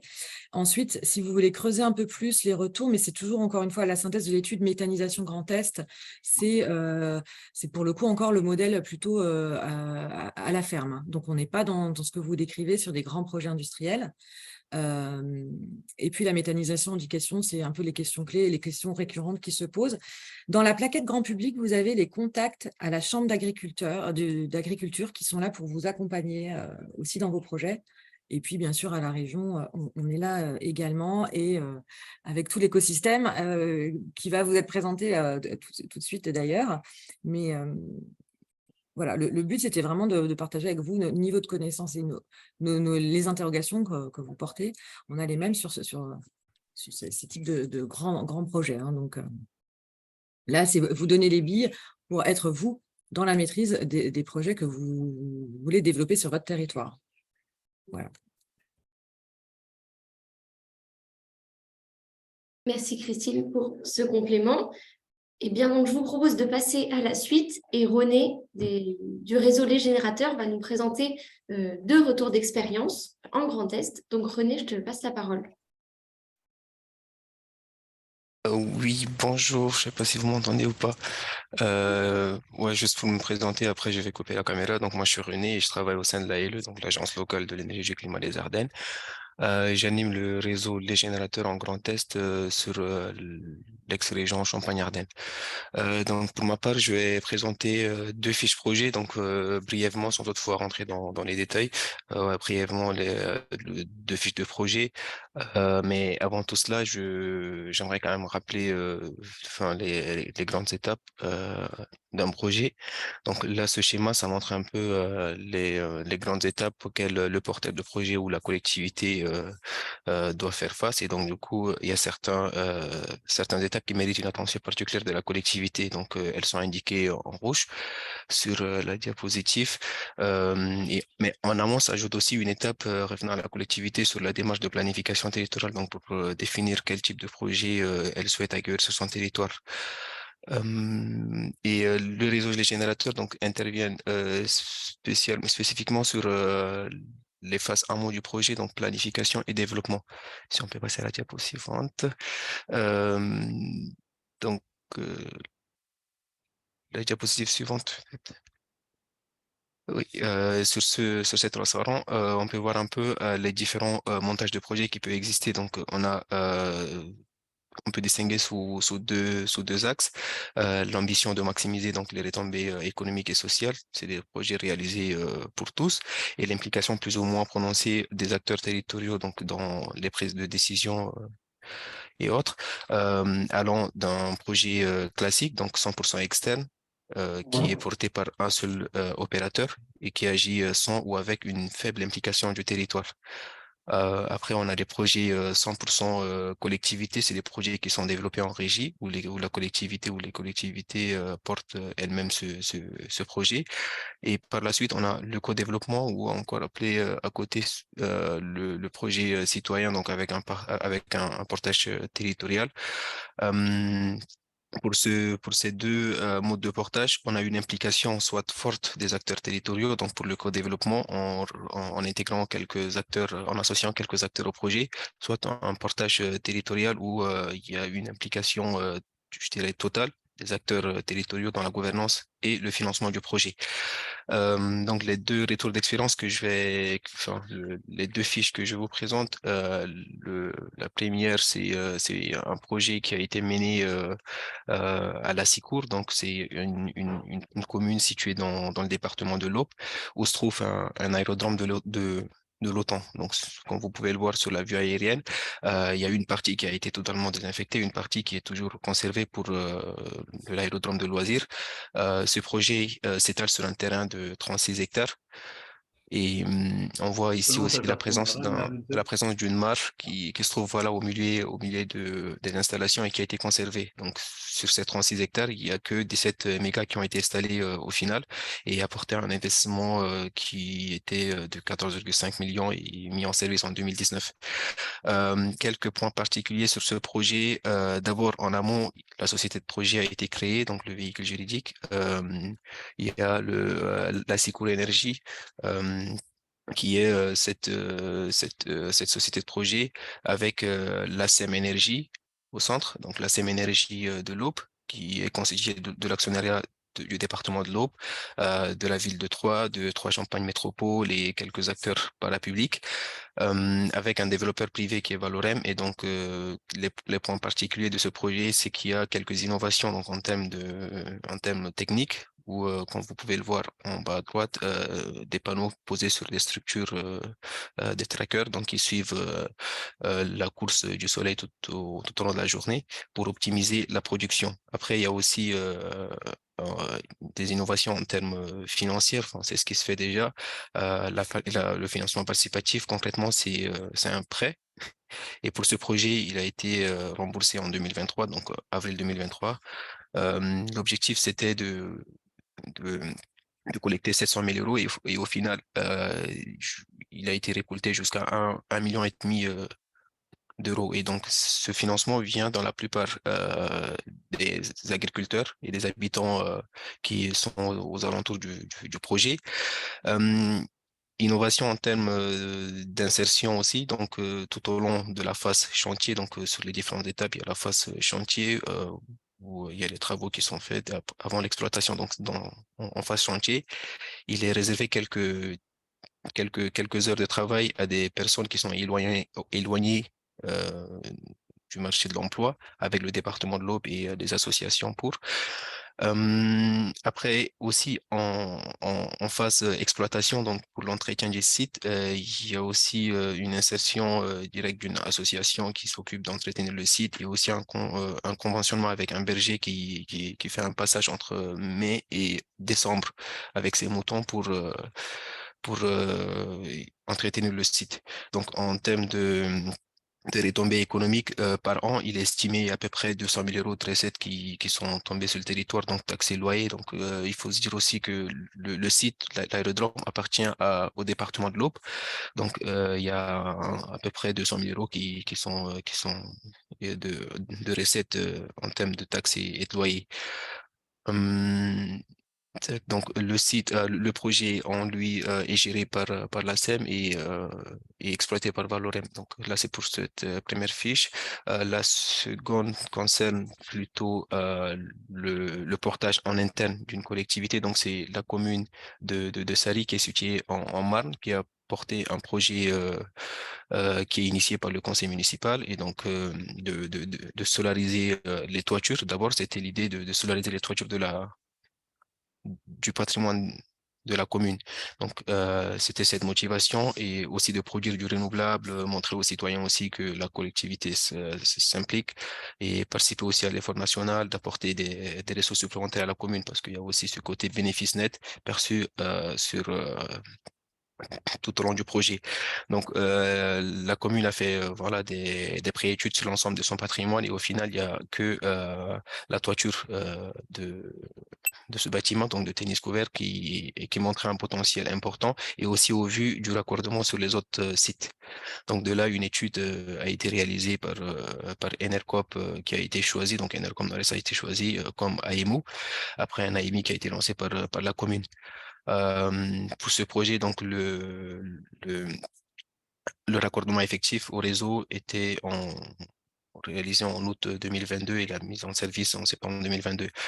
Quelques chiffres pour montrer un peu la vie du projet. Donc, en termes financiers donc, sur ce projet.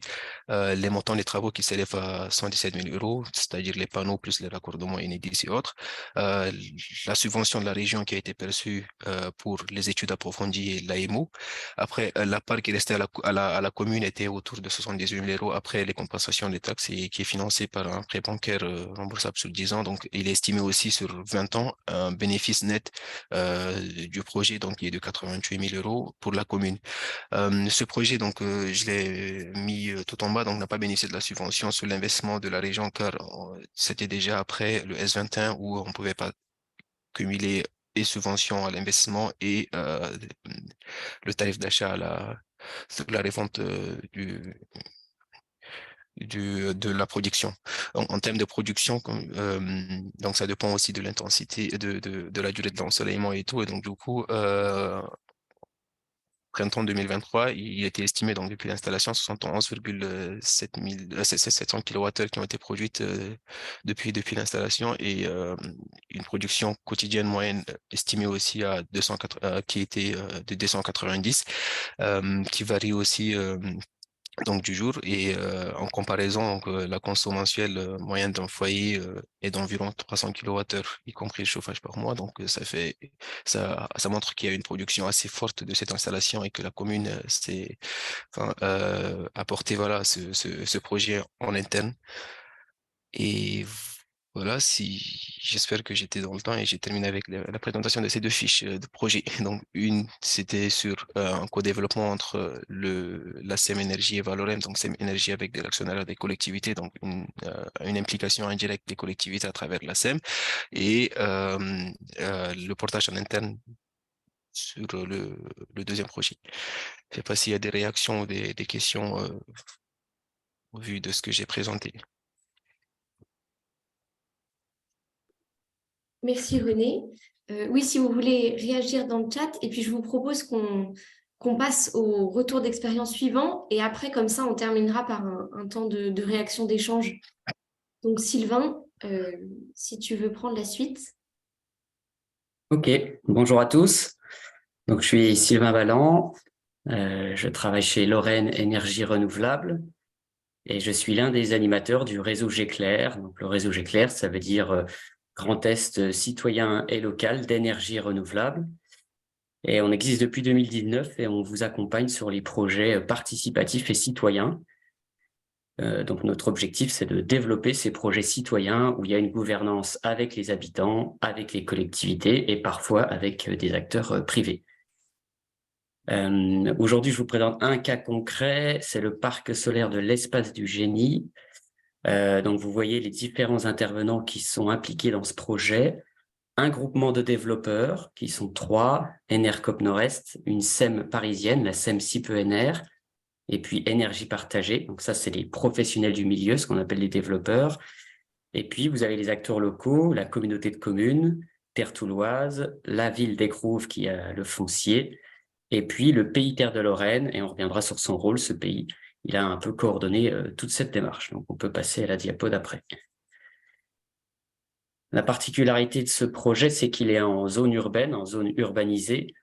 Il se situe en Meurthe-et-Moselle, à côté de Toul, sur la ville d'Écrouves, sur une ancienne base militaire de 15 hectares. Et la puissance qui va être installée est d'environ 12,4 MW crête et les travaux démarrent en septembre. On peut continuer.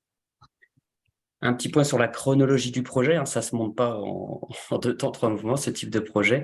L'enseignement de cette diapo, c'est que ça se planifie et que quand on veut être acteur de ces projets, notamment quand on veut faire des projets citoyens, c'est souvent les acteurs locaux qui sont à la manœuvre et qui ne subissent pas la démarche. Donc là, c'est le parfait exemple parce que en 2018, il y a eu le lancement d'un appel à manifestation d'intérêt qui était coordonné par le pays Terre de Lorraine parce qu'ils avaient les services, l'ingénierie suffisante pour coordonner tout ça. Et c'est un territoire TEPOS. Et donc, ils se sont dit, voilà, on va essayer de regrouper, de lister les intérêts des acteurs locaux pour dire qu'est-ce que les élus veulent voir sur leur territoire et cadrer les démarches pour qu'on évite d'avoir du démarchage des développeurs un peu anarchique et que chacun signe le plus vite possible pour son propre intérêt. Le but, c'était de lister ces demandes des élus et de cadrer les démarches pour qu'il y ait un accompagnement des élus et que chacun ne fasse pas son projet dans son coin. Donc 2018, l'AMI, 2019, les études environnementales. 2020, une convention de partenariat pour le développement d'un projet photovoltaïque au sol, avec la création d'une société de projet, comme mentionné par René tout à l'heure. Il faut toujours passer par une société de projet dans ces projets-là, notamment quand on parle de co-développement. Le permis de construire, c'était 2021. Le tarif obtenu, ça a été en 2022. Et puis la construction, comme je vous disais, départ pour septembre, avec, on l'espère, une mise en service vers le mois de mai l'année prochaine et un bel événement pour fêter tout ça. On peut continuer. Alors, la genèse et les attentes du territoire, je l'évoquais avec l'AMI, appel à manifestation d'intérêt. Il faut savoir que quand vous mettez à disposition du foncier public, il y a des démarches à respecter. En tout cas, on ne va pas s'attarder là-dessus, mais le but, ce qui est vraiment important dans ce projet, c'est qu'il y a eu un cahier des charges. Donc, comme je disais, c'est les acteurs locaux qui ont été à la baguette et qui ont dit « voilà ce qu'on voudrait voir chez nous ». Il y a eu plein de critères dans ce cahier des charges. Je vais en lister un seul, l'ouverture du capital à l'actionnariat local et citoyen. Donc ça, c'était une clause pour que les développeurs puissent intervenir sur ce territoire. Il fallait qu'ils ouvrent le capital et c'était assez peu précis. Comme ça, il y avait quand même une marge de négociation. Mais en gros, ce qu'il faut retenir, c'est que les discussions qui ont lieu après coup avec les candidats, c'est en gros, le territoire a réussi à discuter qu'à chaque fois, il y ait au minimum 49% du capital qui soit ouvert aux acteurs locaux, même si parfois, ça se trouve, la mairie ne prendra pas cette place, mais en tout cas, elle lui est proposée. Après, à eux de la saisir. Et donc, dans ce cadre de cette AMI, il y a eu plusieurs candidats reçus, il y a eu plusieurs terrains étudiés, pas que sur une comme Terre Touloise, il y a eu d'autres comme étudiés, d'autres sites. Et donc, c'est le groupement que j'ai évoqué tout à l'heure qui a été retenu pour cet ancien site militaire. On peut continuer. La gouvernance, point super important, on a parlé de capital, donc le capital va très souvent avec la gouvernance. Comment est suivi ce projet au quotidien? On va s'attarder que sur le point 2, comité de pilotage. En fait, avec le groupement de développeurs, donc les professionnels, les 3 qui pilotent le projet, il faut savoir que la mairie d'Écrouves, la communauté de communes Terre Touloise et le pays Terre de Lorraine, pour le côté donc toujours ingénierie et salariés qui aident les élus à piloter ce projet. Il y a un comité de pilotage pour le projet qui prend des décisions à l'unanimité. Donc ça, c'est absolument génial dans ces projets, c'est-à-dire que demain, le développeur dit on va travailler avec des panneaux américains ou chinois, si les élus locaux ne veulent pas, ça bloque le projet. Donc ça nécessite de bien définir les attentes au démarrage pour pas que le développeur prenne des risques en disant attendez, c'est pas ce qu'on avait convenu, d'où le projet il est viable que dans cette condition. Donc voilà, ça nécessite vraiment un travail en amont pour bien se mettre d'accord sur les principaux paramètres du projet, et on se rend compte que dans ce projet-là, ça roule super bien, et que quand il y a des doutes, c'est juste qu'en fait, il y a des questions, et qu'il faut les soulever, y répondre, et ensuite, les décisions se sont toujours prises à l'unanimité, ce qui nous amène à la construction au mois de septembre. Un dernier point, mais ça c'est anecdotique, on accompagne ce projet sur la phase de mobilisation des habitants et des acteurs locaux pour qu'ils puissent plus tard prendre part à l'actionnariat directement auprès des habitants, ce qui n'est pour l'instant pas le cas. Et ça, c'est un point important, c'est qu'on a laissé de la gouvernance aux élus locaux sans qu'ils dépensent un euro. Et donc ça, c'est le groupement de développeurs qui l'accepte, c'est rare. C'est-à-dire que les élus locaux ont un droit de décision alors qu'ils n'ont pas dépensé un euro dans les études environnementales. Donc ça, c'est assez exceptionnel. Tout le monde ne le fait pas parce que c'est risqué pour les développeurs. Mais en tout cas, voilà, c'est comme ça qu'ils ont travaillé main dans la main en disant on vous laisse de la place. Une fois que le projet sera terminé et en cours de construction, vous pourrez investir dans le projet, le temps que vous réfléchissiez. Mais en tout cas, en attendant cette décision, vous avez déjà la possibilité de voter au quotidien sur le projet. On peut passer à la suite. Concrètement, sur l'actionnariat, comment ça se passe? On avait en phase de développement, donc tout ce qui est études, quand on dépense de l'argent sans savoir si le projet va voir le jour, on avait une répartition uniquement concentrée sur les professionnels de l'énergie. C'est eux qui dépensent de l'argent. En gros, il y avait la SEM de l'Île-de-France, la SEM CIPENR, qui s'occupait d'à peu près 39% des études. Enercop Nord-Est, qui s'appelle Énergique maintenant, c'est 31%, donc c'est un acteur régional citoyen. Et puis Énergie Partagée, acteur citoyen des projets, mais à l'échelle nationale, prenait 30% de cette société. Ensuite, une fois qu'il y a la phase de construction et d'exploitation, ce qui est proposé aux acteurs locaux, c'est d'intégrer ce tour de table financier avec 15% qui est ouvert en blanc en haut aux acteurs publics. Donc, on propose à la mairie d'Écrouves, à l'Interco, donc à la Comcom du pays de Terre Touloise, de prendre 15%. À l'heure actuelle, seul le PCI a souhaité investir dedans. La commune, à ma connaissance, ne l'a pas encore délibéré. Et ces parts qui sont perdues, eh ben, elles sont perdues via Enercop et Énergie Partagée. Enercop, Énergique perd 1%.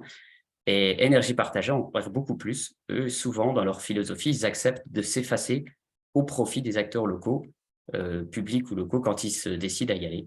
Et souvent, quand c'est des coopératives citoyennes, malheureusement, sur le territoire, on n'a pas encore de coopératives citoyennes. Donc, c'est la mairie, enfin plutôt l'Interco qui a pris des parts dans ce projet. Voilà comment ça se passe. Et ben, je pense que j'en ai terminé. J'ai fait assez vite. Voilà, une dernière diapo pour résumer un peu pourquoi on lance des projets comme ça et puis pourquoi ça nous tient à cœur de développer des projets citoyens. Parce que ça a des intérêts nombreux. On le voit en bas à droite avec les 5 points qui font qu'on peut être labellisé dans ces projets, qu'on peut labelliser son projet comme citoyen. C'est donc l'intérêt du territoire qui prévaut dans ces projets. On cherche à lancer une dynamique locale. La gouvernance partagée, on en a largement parlé avec ce comité de pilotage qui prend les décisions à l'unanimité.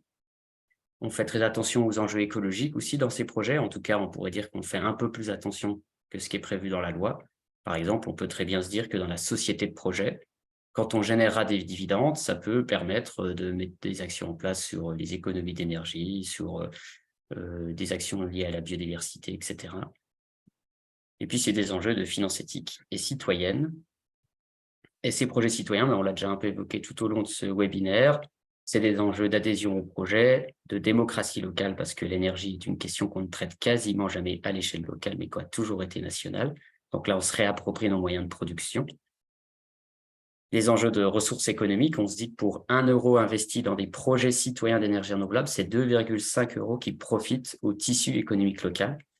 Donc le levier est très important sur les notions économiques aussi. Les enjeux de protection du climat, bien sûr, ce qui motive nos acteurs à avancer, c'est souvent ça, et surtout quand c'est des projets bénévoles. Là, on n'est pas sur du projet bénévole, on a plutôt des élus et des développeurs à la baguette, mais on a aussi beaucoup de modèles type centrale villageoise qui se mobilisent autour de ça. Et puis des enjeux d'éducation populaire avec la sensibilisation aux énergies renouvelables et à la maîtrise de l'énergie, notamment au travers des actions qu'on mène sur le terrain, au travers des réunions publiques, des ateliers pédagogiques, et puis bientôt là, des ateliers sur le financement citoyen. On va expliquer aux gens comment ils peuvent s'investir dans ce projet. Et voilà pour moi, je vous laisserai me poser des questions dans le chat ou à l'oral tout à l'heure. Merci Sylvain. Il y a une question dans le chat. Que se passe-t-il en cas de blocage des collectivités sur une décision? Le projet n'avance plus, tout simplement. C'est vu que c'est à l'unanimité en phase de développement. Si la mairie d'Écrouves dit non, c'est pas 12 hectares que je veux exploiter, ça sera 8, et ben, si personne n'en arrive à s'aligner pour qu'on trouve tous une décision ensemble, ça bloque. Mais ça, vous pouvez l'affiner dans vos futurs projets. On pourrait dire, moi j'ai un autre projet que j'accompagne qui est éolien dans la Meuse, où finalement on s'est dit 7/8 des décisions. Donc il peut y en avoir un qui refuse, mais c'est quand même la majorité qui l'emportera avec les 7 autres acteurs. Bien, merci pour cette réponse. Donc, pour les 15 minutes qui nous restent, on vous propose d'avoir un temps d'échange plutôt libre sur ces différentes interventions. Ça a été court, l'interaction avec Colin, donc si vous avez des questions, des précisions à lui demander, c'est le moment. Et aussi, si vous souhaitez interroger plutôt Sylvain ou René, c'est aussi possible. Vous pouvez lever la main ou poser vos questions dans le chat, selon ce que vous préférez. Mais on compte sur vous.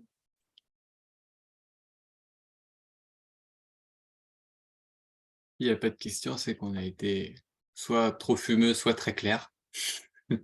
N'hésitez pas à nous le dire. Et puis... Peut-être que ça fait déjà beaucoup d'informations d'un coup. N'hésitez pas, hein, vraiment. Et pour info, d'ailleurs, à Écrouves, ils vont travailler avec la marque Photowatt de panneaux solaires. Ils ont réussi à trouver un accord avec eux pour avoir des panneaux les plus locaux possibles avec un bilan carbone intéressant. Il y avait eu une question, mais à laquelle René a déjà répondu sur le second projet PV en toiture. Qu'est-ce qui a fait que finalement, ils ont choisi la vente totale de production par rapport à l'autoconso dans ce projet, puisque c'est la réponse que tu as faite? Oui, effectivement, j'ai apporté une réponse. C'était que la commune avait effectivement choisi ce modèle parce que déjà, c'est une toiture qui fait 450 mètres carrés. Donc, du coup, le potentiel qui est, enfin, le potentiel photovoltaïque dessus, la commune a justement choisi d'aller vers la revente et en plus le modèle économique, l'étude économique qui a été faite était plus viable sur la revente que sur de l'autoconsommation.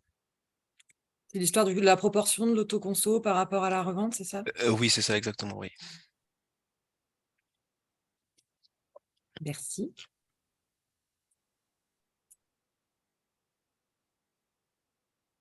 Franck Rimbaud. J'ai pas levé la main, je suis désolé.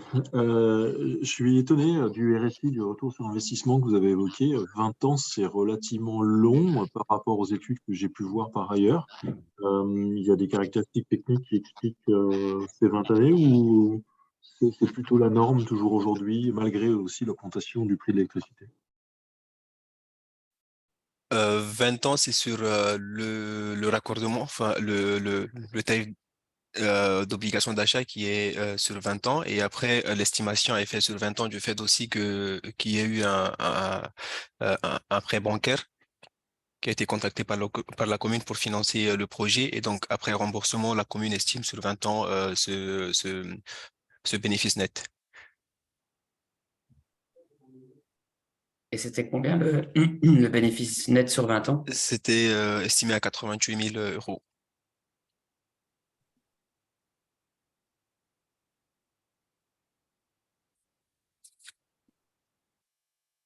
Oui, donc en fait, c'est pas un retour sur investissement. C'est au bout de 20 ans, ils auront dégagé à peu près 90 000 euros de bénéfices. Oui, c'est ça exactement. Oui. Oui, donc ça se trouve, le temps de retour sur investissement, et je sais pas, je dis au pif de 10 ans, mais voilà. En tout cas, on Oui, retrouve 10 sur des ou trucs plus 14 ans. cohérents. 14 ans, ok.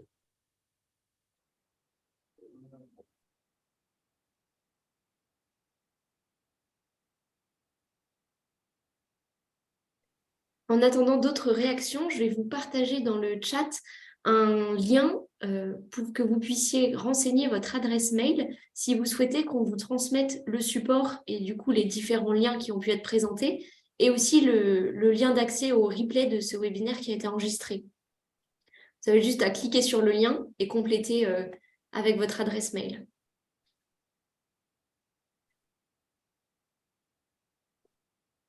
Et j'en profite, je vois que Jacques Grondal avait posé une question et que Célia Blauel était partie en cours de réunion. Donc, vous avez aussi des partenaires comme les SEM, les sociétés d'économie mixte, qui sont composées à majorité de pouvoirs publics, de collectivités, d'interco, qui sont aussi des acteurs importants pour, on va dire, développer des projets avec la notion d'intérêt local et puis tout simplement de confiance entre les acteurs. Oui, Célia avait laissé son mail dans le chat, mais étant donné le fil de discussion, je pense qu'on va les réajouter dans le PowerPoint avec différents liens et ressources que vous avez chacun pu ajouter, sans en mettre trop non plus, hein, parce qu'on sait la difficulté quand il y en a trop, on ne sait plus laquelle regarder. Mais effectivement, donc à l'échelle régionale, la région développe une société d'investissement dans les ENR. Jacques, lui, c'est plutôt, si tu veux d'ailleurs partager ton expérience à l'échelle des Vosges centrales.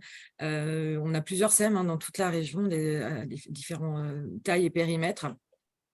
Et c'est vraiment une solution, même si ça peut être... voilà, c'est un peu ce qu'évoquait Ziad, en termes d'investissement et d'implication, le bout du bout, mais voilà, il y a des retours d'expérience, n'hésitez pas à vous en inspirer, et puis sinon, voilà, prendre attache avec eux pour faire porter vos projets Ouais. par ces professionnels. C'est un message qu'on martèle régulièrement et qu'on continue de marteler dans le webinaire. C'est vrai que ça peut paraître complexe à la fois toutes ces filières, les différents projets et quelle filière choisir, les montages, comment est-ce qu'on finance tout ça. Et c'est pour ça que les collectivités locales aujourd'hui sont plus isolées et en région Grand Est, il y a un chouette écosystème et il faut vraiment, vraiment avoir le réflexe de s'appuyer sur les acteurs qui sont présents.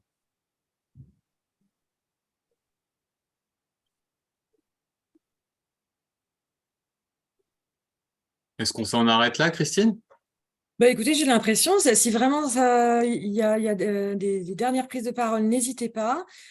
Sinon, je vais remercier tous les intervenants et puis tous les participants.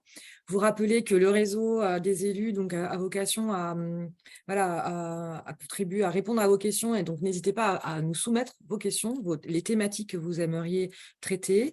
On voit bien que les ENR, c'est un sujet très, très vaste et qui a beaucoup d'enjeux. J'ai volontairement pas repris en introduction les objectifs SRADET, mais j'imagine que vous suivez également tout ce qui se passe à l'échelle régionale, ces enjeux vraiment d'accompagner les territoires dans leur propre démarche, leur propre stratégie, que ce soit d'ailleurs sur la sobriété énergétique et sur le développement des ENR, parce que les deux sont bien entendu liés dans notre stratégie. L'idée, c'est d'appuyer sur tous les leviers, sobriété, efficacité, ENR, et on est là donc, pour vous accompagner dans vos démarches.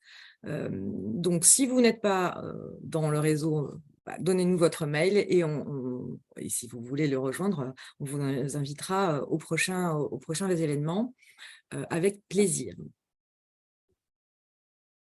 Le mot de la fin, Amélie, pour peut-être conclure également ou... Eh ben, Enfin, avant de conclure, il y a aussi une ou deux slides sur la présentation du réseau Les Générateurs que vous aurez sûrement sur la présentation générale. Et voilà, donc n'hésitez pas à faire appel à aussi si vous voulez être accompagné ou bien si vous n'avez pas de technicien en interne ou quelqu'un de neutre sollicité en ce qui concerne les accompagnements sur les projets d'ENR électrique, donc éolien et photovoltaïque. Il y a le réseau Les Générateurs aussi qui est sur toute la région Grand Est et c'est financé par l'ADEME Grand Est et la région Grand Est. Et c'est vrai qu'on aurait pu peut-être finir sur c'est dans le PowerPoint, mais on ne vous a pas laissé le temps de les présenter. Alors là, on a peut-être 2 minutes pour le faire. Amélie, si tu veux bien. Oui. Je partage aussi, Sylvain, n'hésite pas, il y a une formation autour de l'animation du mix énergétique. L'idée, vous l'avez bien vu, c'est d'avoir un regard global sur toutes les filières et puis de mobiliser celles qui sont le plus en accord avec vos potentiels locaux. C'est vraiment ça la philosophie du SRADET, c'est de regarder localement quels sont vos potentiels, vos contraintes et d'avoir une réflexion, encore une fois, au plus local, circuit court, j'ai envie de dire, de l'énergie. Donc, inscrivez-vous à cette formation. Et puis, prenez attache avec les accompagnateurs du réseau Géclair pour le volet citoyen et Générateur pour plus là être en accompagnement en lien avec les privés. Par ailleurs, donc, dans les maisons de région, je vous l'ai déjà dit, mais mes collègues sont là pour vous aider sur les projets de rénovation des bâtiments et ou avec de l'insertion de ENR dessus. Et puis, on a également tout des volets avec les collègues de l'ADEME dans le programme Climaction pour le développement des ENR. Sur le volet de planification, on accompagne également les plans climat et toutes ces réflexions un peu plus stratégiques. Et là, c'est moi-même et mes collègues Olivier Zrim et Sabine Goetz qui sont vos interlocuteurs dans vos territoires. Voilà, alors les équipes des générateurs, si vous voulez... Eric, je reprécise simplement pour faire très court. À gauche, les générateurs, c'est public, élu, que photovoltaïque, que éolien. Point. Pas de méta, rien d'autre. À droite, c'est que projet citoyen, peu importe l'acteur qui nous appelle, développeur, particulier, élu, tout ENR. Voilà. Gauche-droite, vous repérez, Géclair, générateur. Et puis, si vous vous trompez, ils vous réorienteront. Voilà, c'est nos voisins de bureau, donc c'est facile. Merci à tous. C'est vrai qu'on a un bel écosystème et on en est assez fiers. Le travail en partenariat, encore une fois, ça fait partie aussi de notre ADN, comme on dit aujourd'hui, mais c'est vraiment pas que des discours. On pense vraiment que c'est tous ensemble qu'on arrivera à relever ces défis des enjeux énergétiques. C'est au-delà de la transition. Là, c'est vraiment, on parle même de transformation aujourd'hui et d'accélération, parce qu'on n'est pas forcément toujours en avance, même si dans le Grand Est, on est quand même... on est en bonne position, j'allais dire, à l'échelle France. Il faut regarder encore plus loin, plus vite, ensemble. Merci à tous. Je pense que c'était vraiment le mot de la fin, sauf si quelqu'un veut encore dire quelque chose, n'hésitez pas. Merci Christine. Merci à vous et à très bientôt. Au revoir. Au revoir, merci à vous. Bonne journée, au revoir.